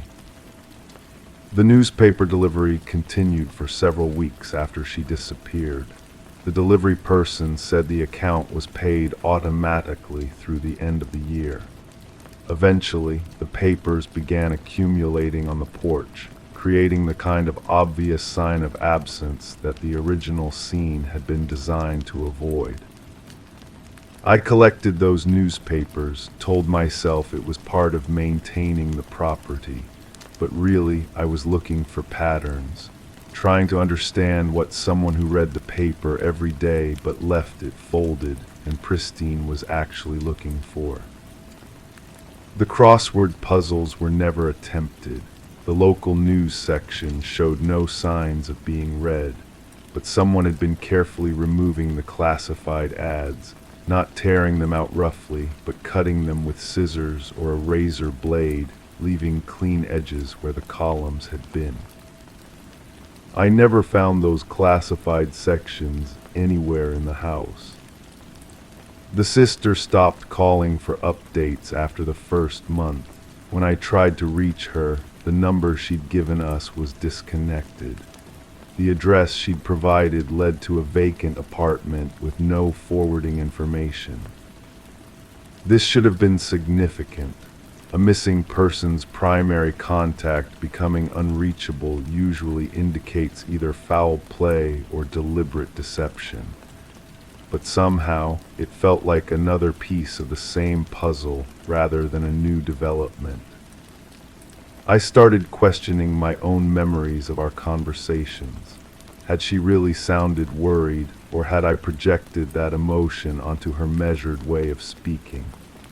When she described the unchanged newspaper and the persistent coffee smell, was she reporting observations or creating a narrative? The medical transcription company confirmed that both sisters had worked there at different times. The missing woman was still employed, Her sister had left several months earlier, citing health reasons. Human resources couldn't provide details, but they confirmed that the sisters had requested not to work overlapping shifts. Family dynamics, the supervisor explained. Sometimes it's better to keep work and personal relationships separate. But the payroll records showed something interesting. The missing woman's direct deposits had been split between two accounts for the past 6 months, half going to her regular checking account, half going to an account I couldn't trace through normal channels, the kind of arrangement someone might make if they were planning to support two separate lives. Or if someone else was managing their finances. The house began to feel different during my visits, less suspended, more actively empty. The curtains I'd found drawn were sometimes open when I arrived. The mail I'd left stacked was occasionally scattered, as if someone had sorted through it quickly and carelessly. I started leaving small markers, a pen placed at a specific angle on the kitchen counter. A book moved slightly from its position on the shelf. Nothing obvious, nothing that would alarm a casual intruder, but enough to tell me if someone was still accessing the house. The markers were always disturbed. I installed a motion-activated camera near the back door, hidden among the garden tools in the shed. The footage showed nothing for 2 weeks, then captured something that made me question the reliability of my own perception. A figure moving through the garden in the early morning darkness. The timestamp showed 3:15 a.m. The person was wearing dark clothing, moving slowly among the plants, occasionally stopping to examine something more closely. The height and build could have matched the missing woman, but the image quality made positive identification impossible. What disturbed me wasn't the presence of someone in the garden, it was how familiar they seemed with the space. No hesitation, no stumbling in the darkness, no need to search for whatever they were looking for. This was someone who had walked this path many times before. The figure appeared in 3 more recordings over the next month, always at approximately the same time, always following the same route through the garden. On the final recording, they looked directly at the camera for several seconds before moving out of frame. Even accounting for the poor image quality and the distance, something about the facial features seemed wrong. Not disguised exactly, but somehow imprecise. Like a photograph that's been copied too many times, losing definition with each iteration. I stopped checking the camera after that. The case was officially suspended after 3 months. No new leads, no evidence of foul play, no indication that the missing person wanted to be found. The file was transferred to the Cold Case Division, where it would be reviewed annually unless new information emerged. But I kept the key to the house. I told myself it was for practical reasons. Someone needed to maintain the property, collect any mail that might provide clues, ensure that if she decided to return, she'd find everything as she left it. The sister was unreachable, and there were no other known relatives. Really, I think I was afraid of what would happen if I stopped looking. The house began to change in subtle ways, not decay or neglect, but a gradual shift toward something more lived in.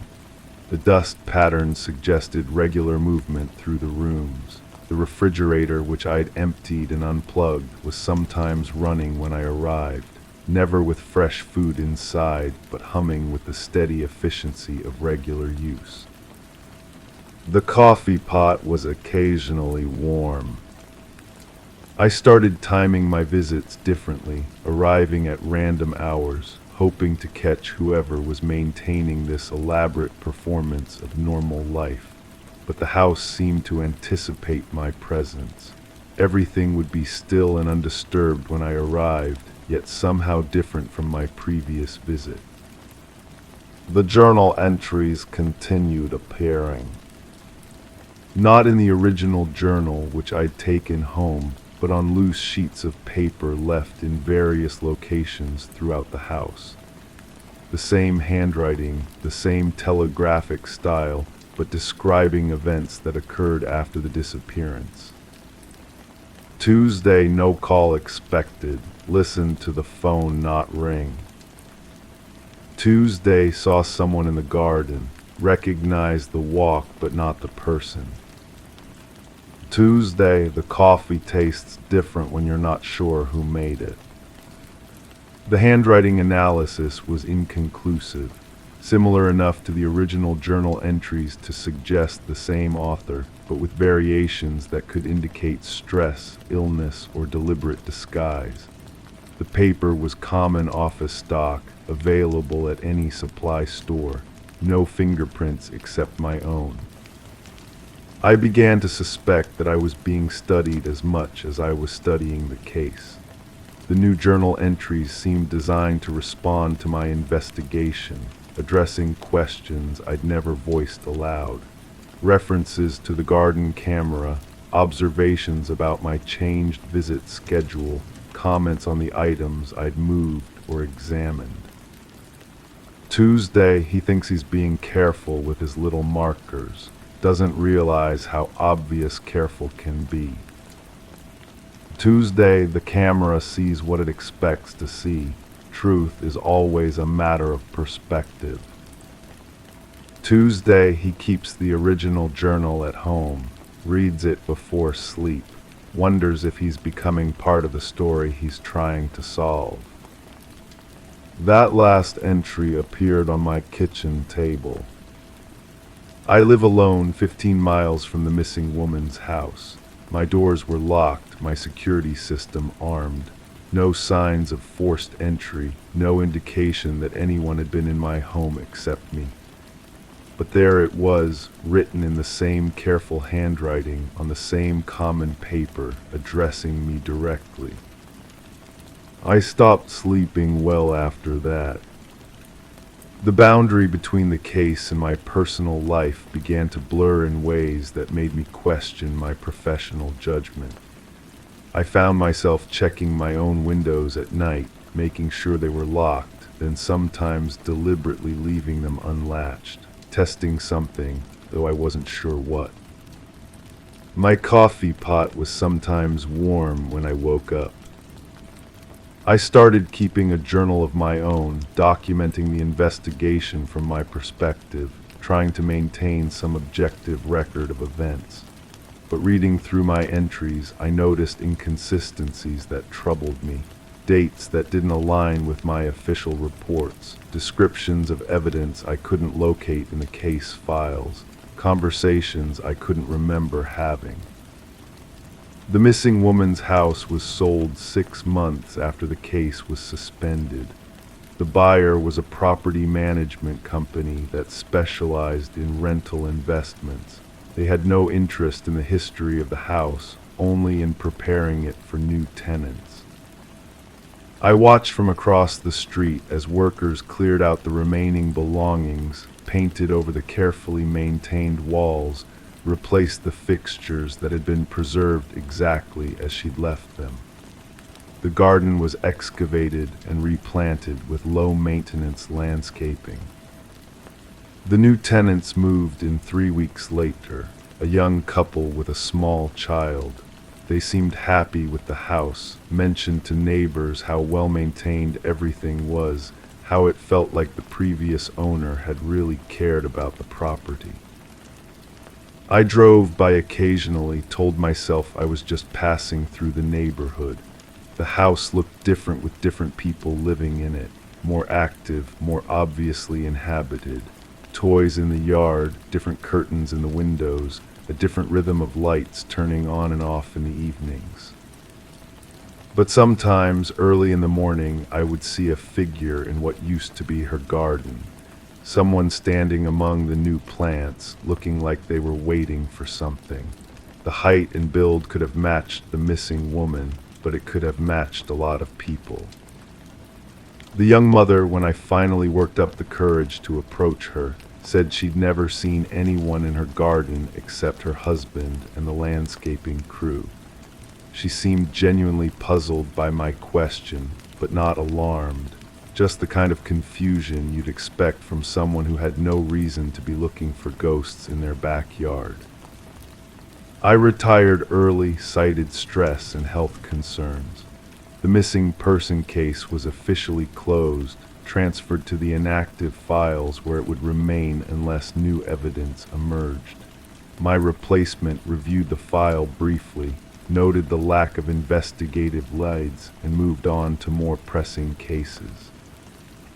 I kept copies of everything.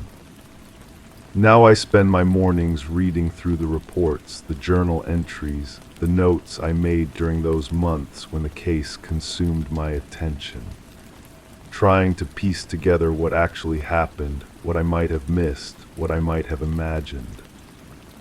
The evidence suggests several possible explanations. She planned her disappearance carefully, maintained access to her house for months afterward, and eventually moved on to whatever new life she'd prepared.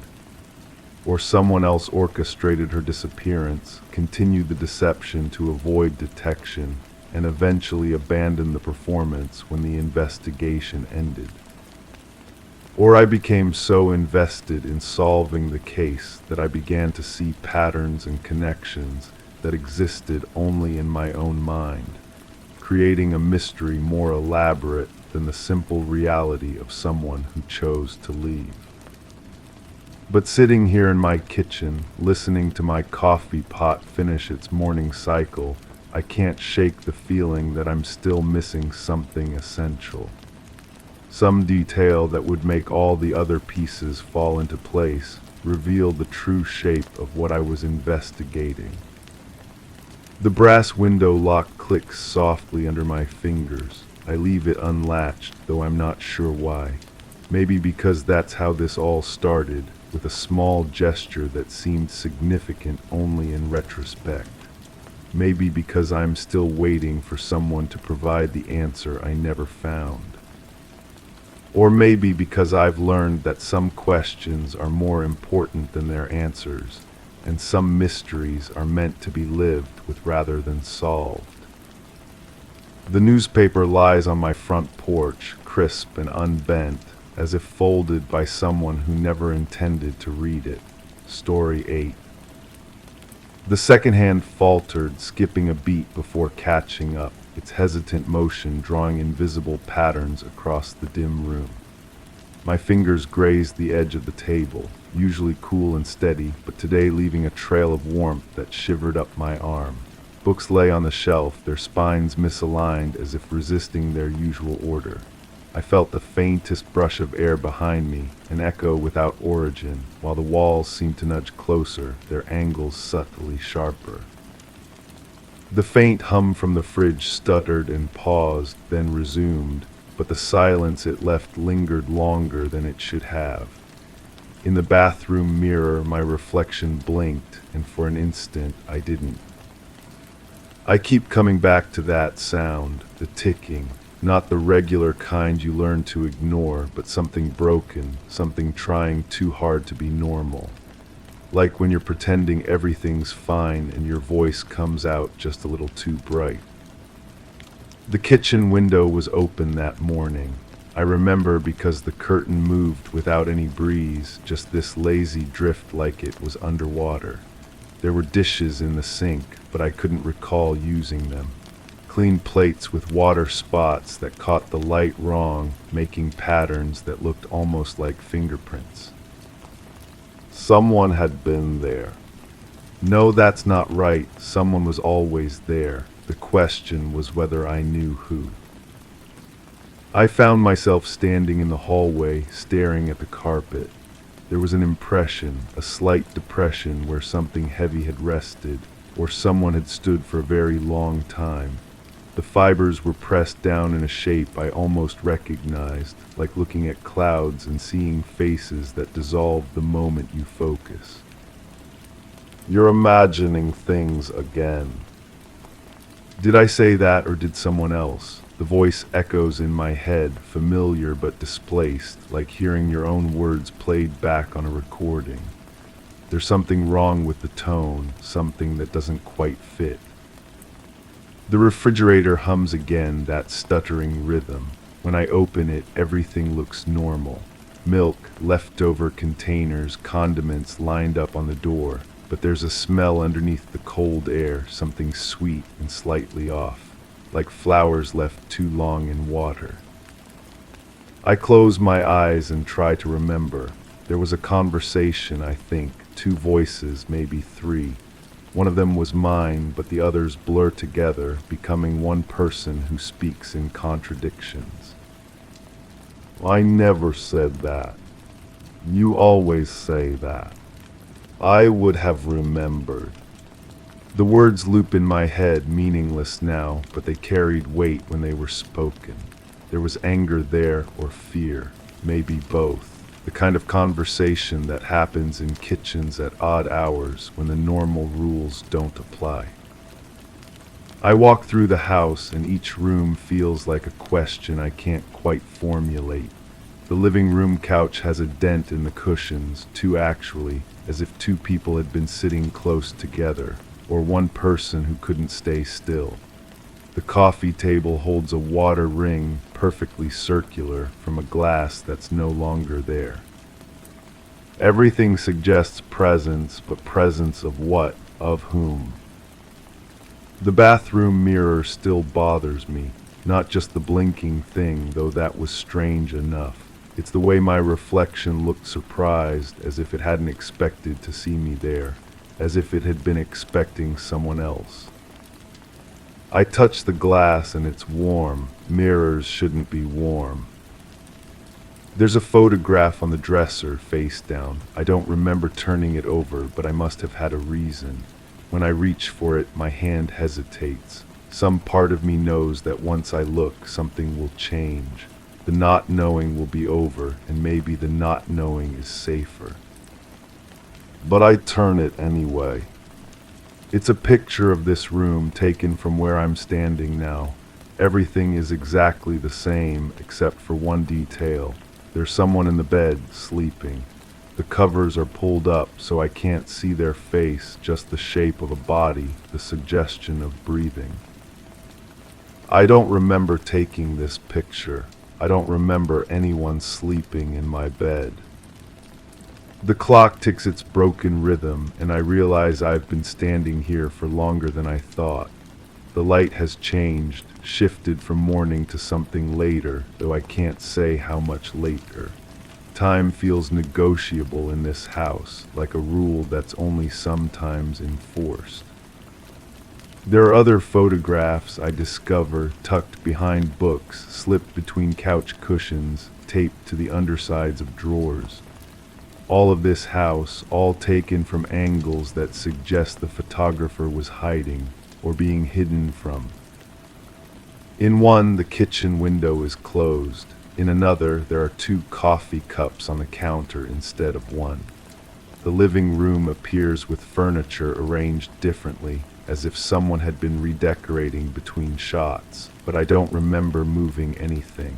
I don't remember most of these configurations at all. You never pay attention. There's that voice again, patient but tired, like someone explaining something for the 100th time. It's right, I think. I don't pay attention, or I pay attention to the wrong things.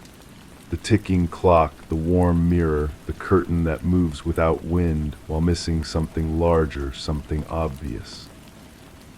I find myself in the basement, though I don't recall deciding to go there. The stairs creak in a pattern I recognize, a rhythm that matches the broken clock. Down here, the air is different, thicker. It holds on to sounds longer, makes them echo in ways that don't quite make sense. There are boxes stacked against one wall, labeled in handwriting that might be mine. The letters look familiar, but they're formed differently than I remember forming them, as if I was trying to disguise my own hand, or as if someone else was trying to imitate it. The first box contains clothes that don't belong to me. At least I don't think they do. They're my size, though, and when I hold them up, they smell faintly of my detergent. There's a sweater I might have worn, a pair of jeans that could have been mine. The uncertainty is more disturbing than if they were clearly someone else's. The second box is photographs again, but these are different, older. They show the house in various seasons, various states of occupancy. Sometimes it looks lived in, comfortable. Sometimes it looks abandoned, as if no one had been there for months. The strange thing is, they all seem to be taken from inside, as if the house was documenting itself. In the bottom of the box, there's a key I don't recognize. It's old-fashioned, ornate, the kind that opens something important.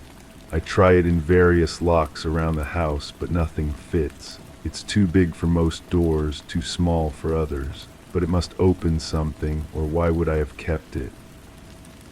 The clock upstairs continues its stuttering count, and I realize it's the only timepiece in the house that's working.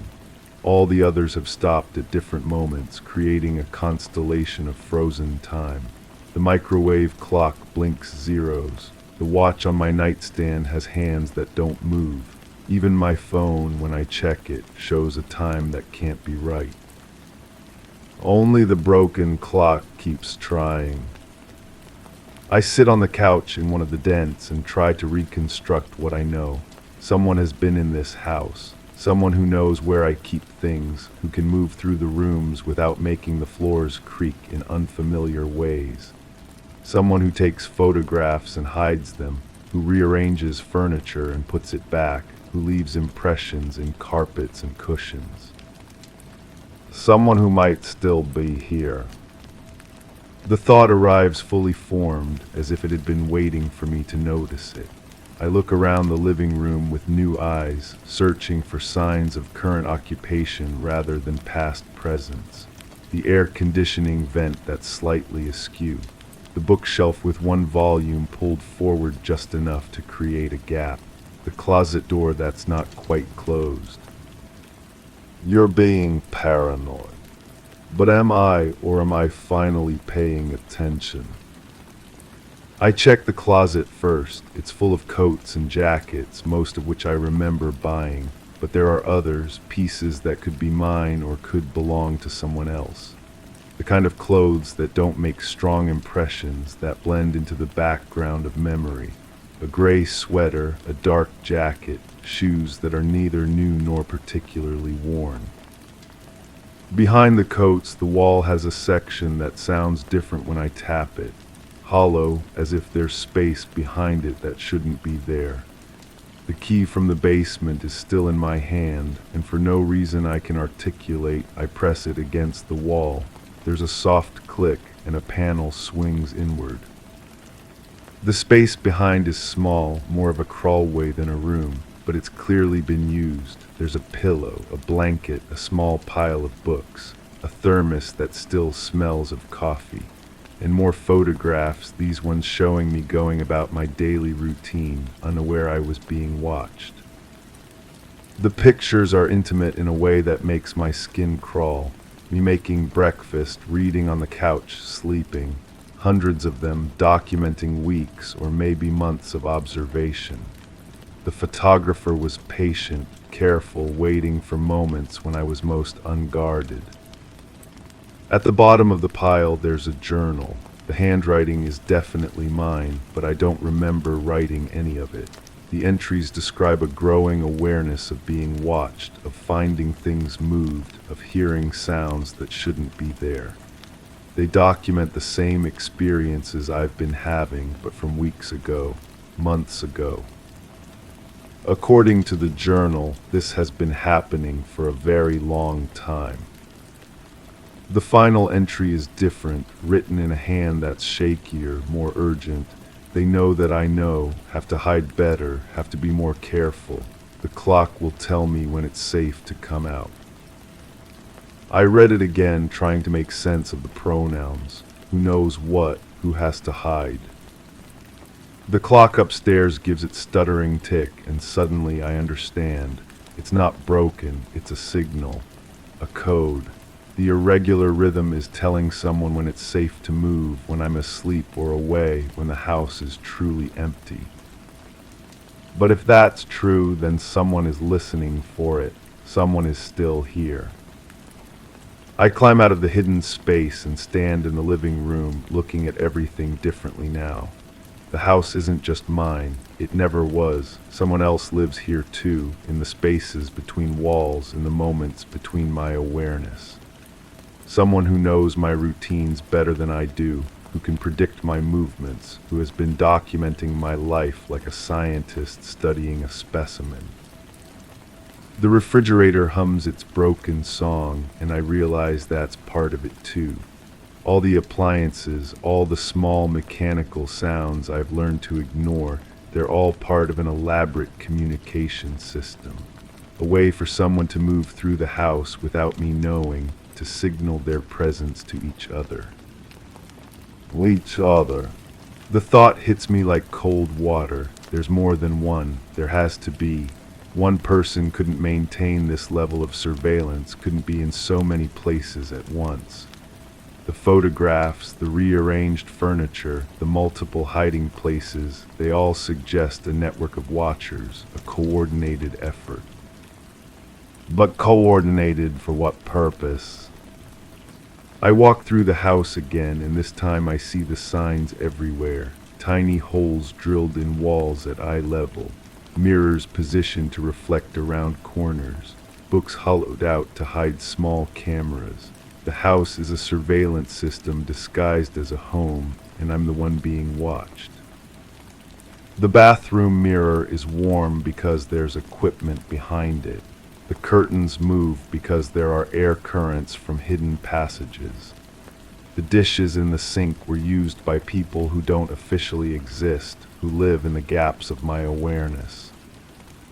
I should be terrified, but instead I feel a strange kind of relief. The uncertainty is over. The questions have answers, even if I don't like what they are. I'm not going crazy. I'm not imagining things. I'm just not alone. The clock ticks its irregular rhythm, and I find myself listening for patterns, trying to decode the message. 3 quick ticks, then a pause. 2 slow ticks, another pause. It repeats over and over like Morse code or a heartbeat. I grab a pen and paper and start transcribing the pattern, marking each tick and pause. After several repetitions, a message emerges. Safe now, move. The house falls silent. Then from somewhere in the walls I hear movement, soft footsteps, the whisper of fabric against wood, the careful sound of people who have spent a long time learning to be invisible. They're coming out of hiding, responding to the clock's signal, unaware that I've finally learned to listen. I stand in the center of the living room and wait. The photographs scattered around me show a life I thought was private, moments I believed were mine alone, but nothing has been private, nothing has been alone. The footsteps grow closer, and I realize I have a choice. I can run, try to escape whatever this is, whatever they want, or I can stay and finally meet my watchers, the people who know me better than I know myself. The clock gives another stuttering tick, and I make my decision. I close my eyes and listen to the house come alive around me, doors opening that I didn't know existed, voices whispering in languages I don't recognize. The sound of people who have been holding their breath for a very long time, finally allowing themselves to exhale. When I open my eyes, the room looks exactly the same, but I know now that sameness is an illusion. Behind every surface, through every wall, in every shadow, there are watchers. There have always been watchers. The second hand falters again, skipping its beat, and I understand that this is not an ending. It's a beginning. The moment when the watched becomes the watcher, when the observed learns to observe back.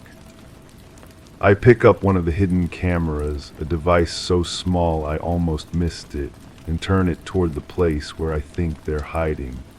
Through the lens, I whisper, "I see you too, story 9." My hand withdrew from the brick, the warmth lingering like a memory. The air should have been the same, but it thickened as I stood there, pressing against my skin, whispering a discomfort I couldn't name. A rustle from somewhere behind me shifted the air differently, a sensation that crawled up my spine, almost like a warning. I couldn't see anything change, but the warmth was gone, and it made the silence feel oddly alive. I knew what had happened here. The police report was clear, the witness statements consistent. A woman had been walking home from her evening shift at the diner when someone grabbed her purse. She fought back. The struggle lasted maybe 30 seconds before she fell, hitting her head on this very brick wall. The attacker fled with nothing but $17 and some credit cards. Simple, tragic, solved. The detective assigned to the case closed it within a week. Open and shut, he called it. The security camera from the shop across the street caught most of it, though the angle made it hard to see faces clearly. The woman survived, spent 2 days in the hospital with a concussion. She couldn't remember much about her attacker, just that he was tall, wore dark clothing. Standard robbery gone wrong. I stood in that same spot because I needed to understand it. Not for any official reason. I wasn't law enforcement, wasn't a journalist. I was just someone who lived in the neighborhood, someone who walked past this wall every day on my way to work. Someone who couldn't shake the feeling that the story everyone accepted wasn't quite right. The brick under my palm had been warm, unnaturally so for this time of evening. The sun had set hours ago, and the October air carried that sharp bite that warned of winter coming. But the wall radiated heat like it had been baking under summer sun all day. I pulled out my phone and checked the weather report. 62 degrees, partly cloudy. The brick wall faced north. It shouldn't have been warm at all.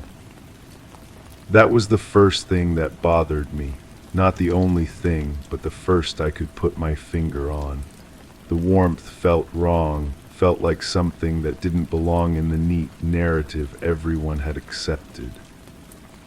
The woman, I'll call her the victim, though I'm starting to wonder if that's accurate, worked at the diner 6 blocks away. Her shift ended at 9, same time every night for 3 years. She always walked the same route home, always past this wall at roughly 9:15. The attacker would have known her routine. But here's what nagged at me. The diner's owner said she'd left early that night. Not 9 o'clock, but closer to 8:30. She complained of a headache, asked to cut her shift short. So she would have been walking past this wall at 8:45, not 9:15. The security camera timestamp showed the attack at 9:12.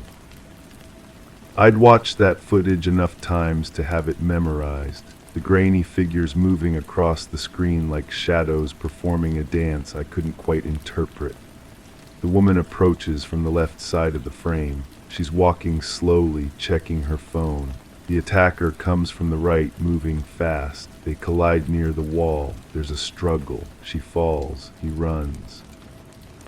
But if she left work early, if she should have passed this spot 27 minutes before the attack, then who was the woman in the video?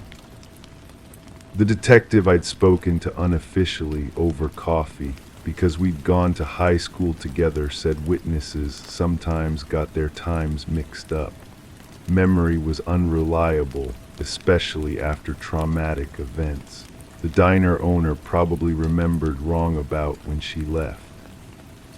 Except the diner had a time clock system, electronic, precise. She'd clocked out at 8:28.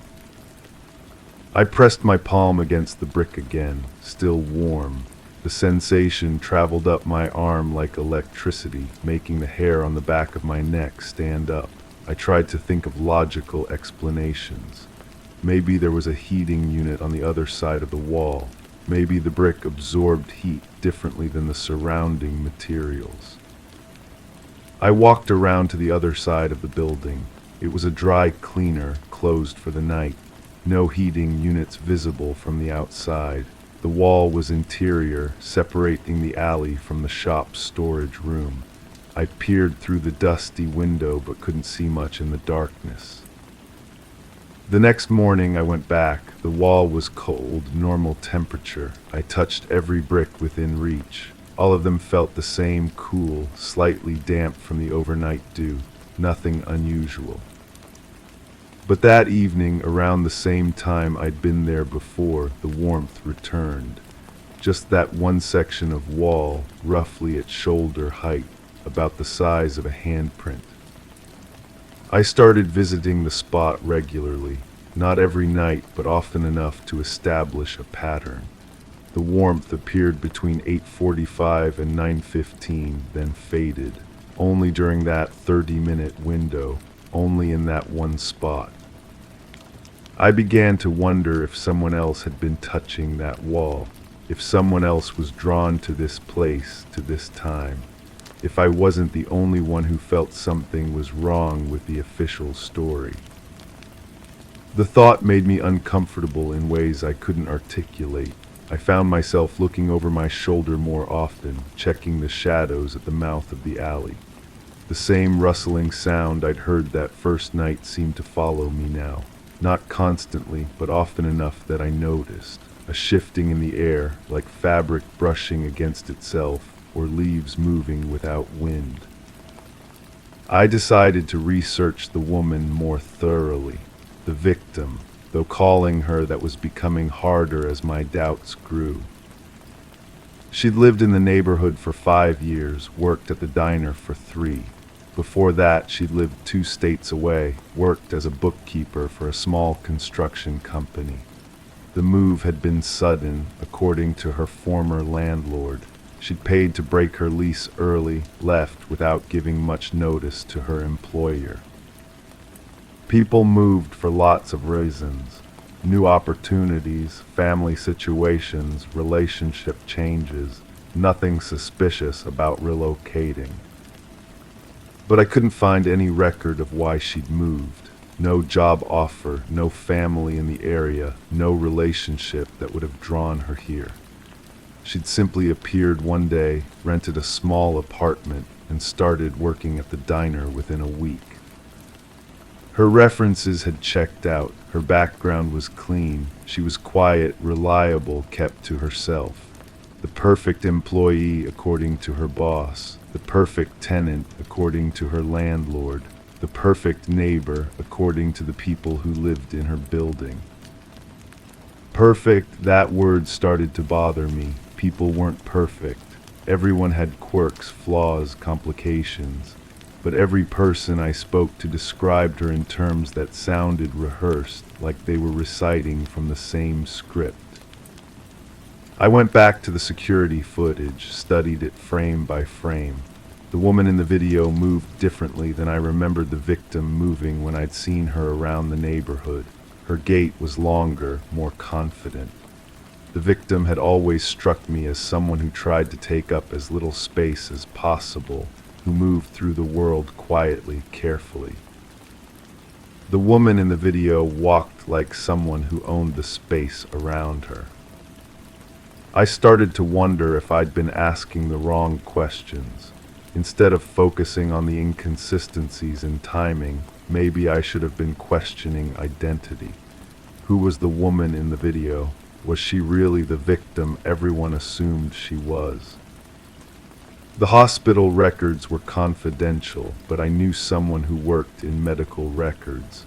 Another high school connection, someone who owed me a favor from years back. I didn't ask for details, just confirmation. Had the woman who was brought in that night been the same woman who'd been treated there before? The answer was no. The victim had been a patient twice in the previous 2 years, once for a broken wrist, once for a severe allergic reaction. Different blood type, different medical history, different dental records. The woman who'd been attacked wasn't the woman everyone thought she was. I sat in my car outside the hospital trying to process what this meant. If the victim wasn't who she appeared to be, then everything about the case was wrong. The motive, the method, the outcome, all of it built on a false foundation. But that raised an even more disturbing question. Where was the real victim? The warmth in the wall suddenly made sense in a way that made my stomach clench. Not supernatural, not unexplainable, just the residual heat from a human body. Someone who stood in that spot regularly, someone who pressed against that wall, someone who left their mark on the brick. Someone who was no longer able to stand there themselves. I drove to the victim's apartment building, parked across the street, and watched. The lights in her unit were off. They'd been off every time I'd driven by over the past few weeks. I'd assumed she was staying somewhere else while she recovered, maybe with family or friends. But what if she'd never come home at all? The building manager was someone I'd met before, a friendly older man who liked to talk. I caught him emptying the trash bins behind the building and struck up a casual conversation. Had he seen his tenant lately, the one who'd been attacked? He looked confused. Which tenant was I talking about? The woman in Unit 12 had moved out months ago, paid her lease through the end of the term, but cleared out her belongings and left. He'd assumed she'd found a better place. Months ago, before the attack, before any of this happened. I felt something cold settle in my chest, a weight that made it hard to breathe properly. The woman everyone thought was the victim had been gone for months. The woman in the hospital wasn't who she claimed to be, and somewhere in between those two facts was a truth that I wasn't sure I wanted to uncover. That night I went back to the wall. The warmth was there, stronger than before. I pressed both palms against the brick and closed my eyes, trying to understand what I was feeling. The heat seemed to pulse, almost like a heartbeat, like something alive trapped behind the brick. The rustling sound came again, closer this time. I turned around quickly, expecting to see someone watching me from the shadows, but the alley was empty, just darkness and the distant glow of streetlights. When I turned back to the wall, I noticed something I'd missed before. The mortar around one of the bricks was different, newer than the rest. Someone had removed that brick and replaced it recently. The work was good, professional, but once you knew what to look for, it was obvious. I ran my fingers along the edges of the brick, feeling for loose spots. It moved slightly under pressure, just enough to confirm my suspicion. Someone had created a hiding place in this wall, and whatever they'd hidden was generating heat. I should have called the police then, should have reported my suspicions and let them handle the investigation. But I was too deep into the mystery, too invested in finding the truth myself. I told myself I needed more evidence, more certainty before involving the authorities. Really, I think I was afraid of what they might find. I came back the next night with tools, a small pry bar, a flashlight, gloves. The alley was empty, quiet except for the distant hum of traffic. I worked carefully, trying not to damage the surrounding bricks. The mortar was soft, recently applied. It crumbled away easily under gentle pressure. The brick slid out, revealing a cavity about the size of a shoebox. I shined my flashlight inside, not sure what I expected to see. Personal belongings, a wallet, some jewelry, a cell phone, items that looked like they belonged to someone who was no longer around to claim them. The wallet contained identification for the woman everyone thought was the victim, the real victim. But there was something else in the cavity, something that made me understand just how wrong I'd been about everything. A recording device, small, digital, still warm from recently being handled. I pressed play with trembling fingers and heard my own voice coming through the tiny speaker. Every conversation I'd had about the case, every question I'd asked, every person I'd spoken to. Someone had been following me, recording me, documenting my investigation. The last entry was from earlier that day. My conversation with the building manager asking about the missing tenant, and after my voice stopped, there was another voice. Calm, matter of fact, discussing plans for dealing with someone who was asking too many questions. I recognized the voice. It belonged to the detective who'd closed the case, the one I'd gone to high school with, the one I'd trusted with my suspicions. The rustling sound behind me wasn't random air movement or falling leaves. It was footsteps, careful and quiet, belonging to someone who'd been watching me all along. Someone who knew I'd eventually figure out enough to become a problem. I turned around slowly, knowing what I'd see but hoping I was wrong. The detective stood at the mouth of the alley, silhouetted against the streetlight. He wasn't alone. The woman from the hospital was with him, the one everyone thought was the victim. They weren't surprised to see me there. They'd been waiting for this moment, planning for it. The whole thing had been orchestrated, from the fake attack to my own investigation. They'd known I'd ask questions, known I'd dig deeper, known I'd eventually find the hidden cavity.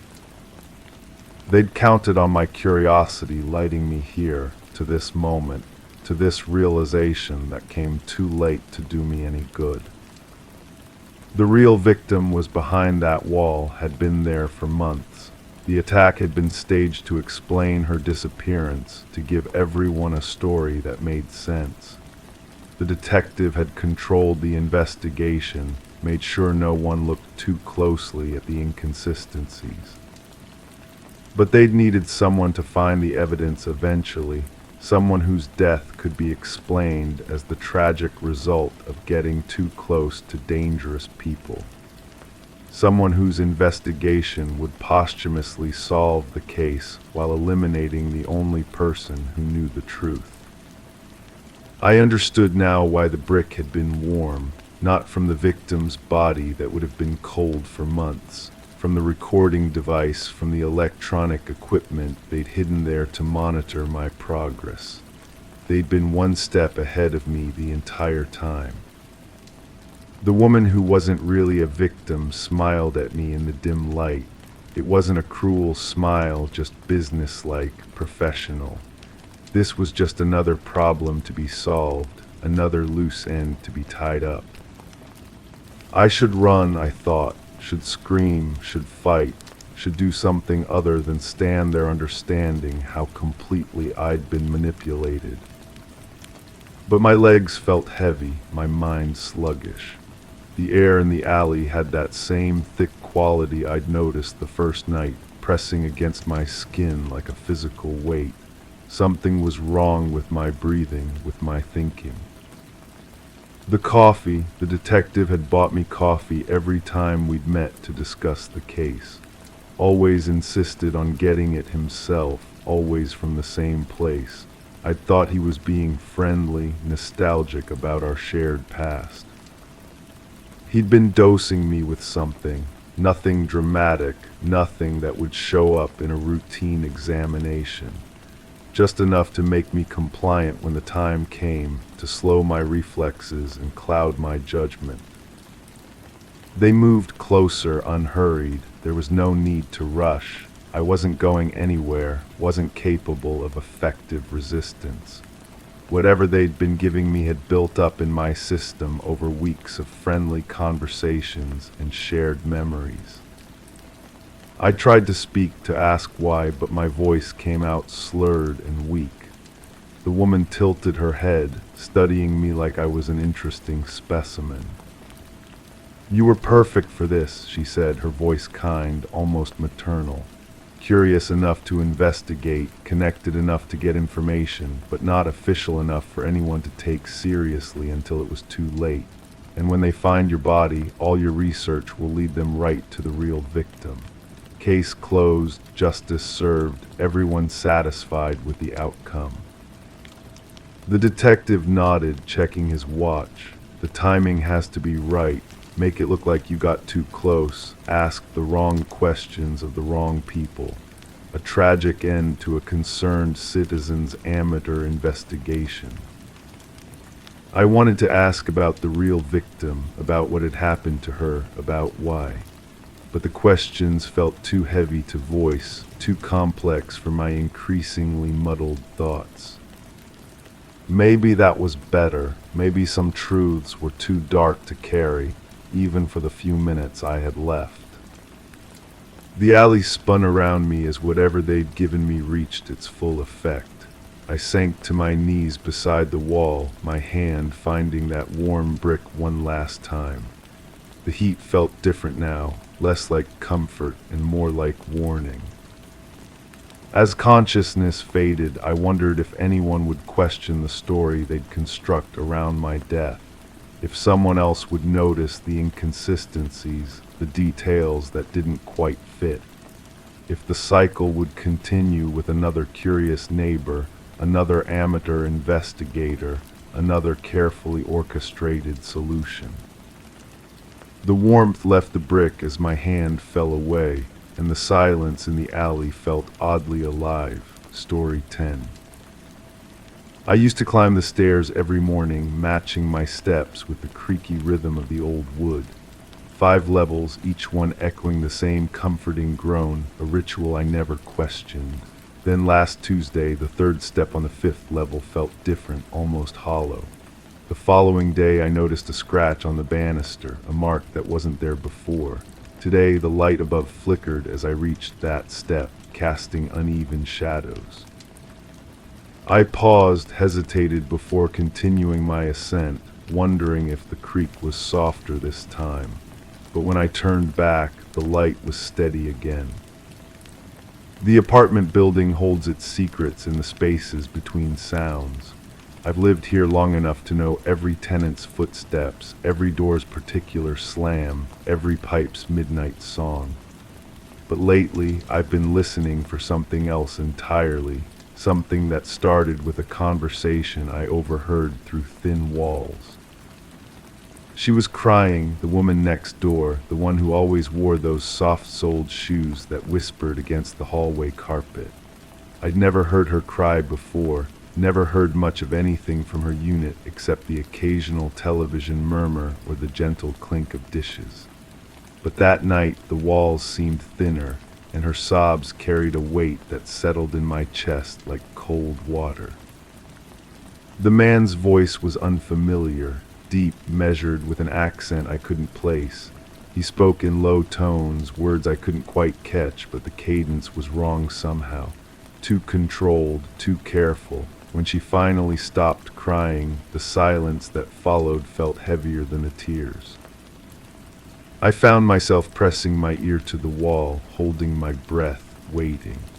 The building's old radiator chose that moment to clank to life, drowning out whatever came next. By the time it quieted, I heard only the familiar hum of fluorescent lights in the hallway. The scratch on the banister bothers me more than it should.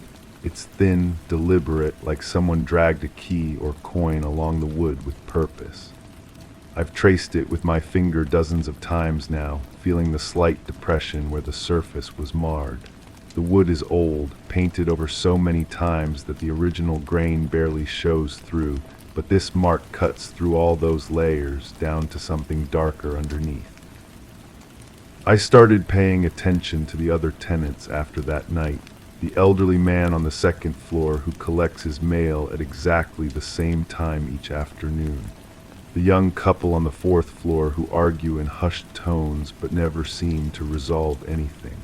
The woman with the soft shoes, who I realized I hadn't seen in the hallway for several days. Her mailbox began to overflow, catalogs and bills spilling from the narrow slot, creating a small avalanche each time someone opened the main door.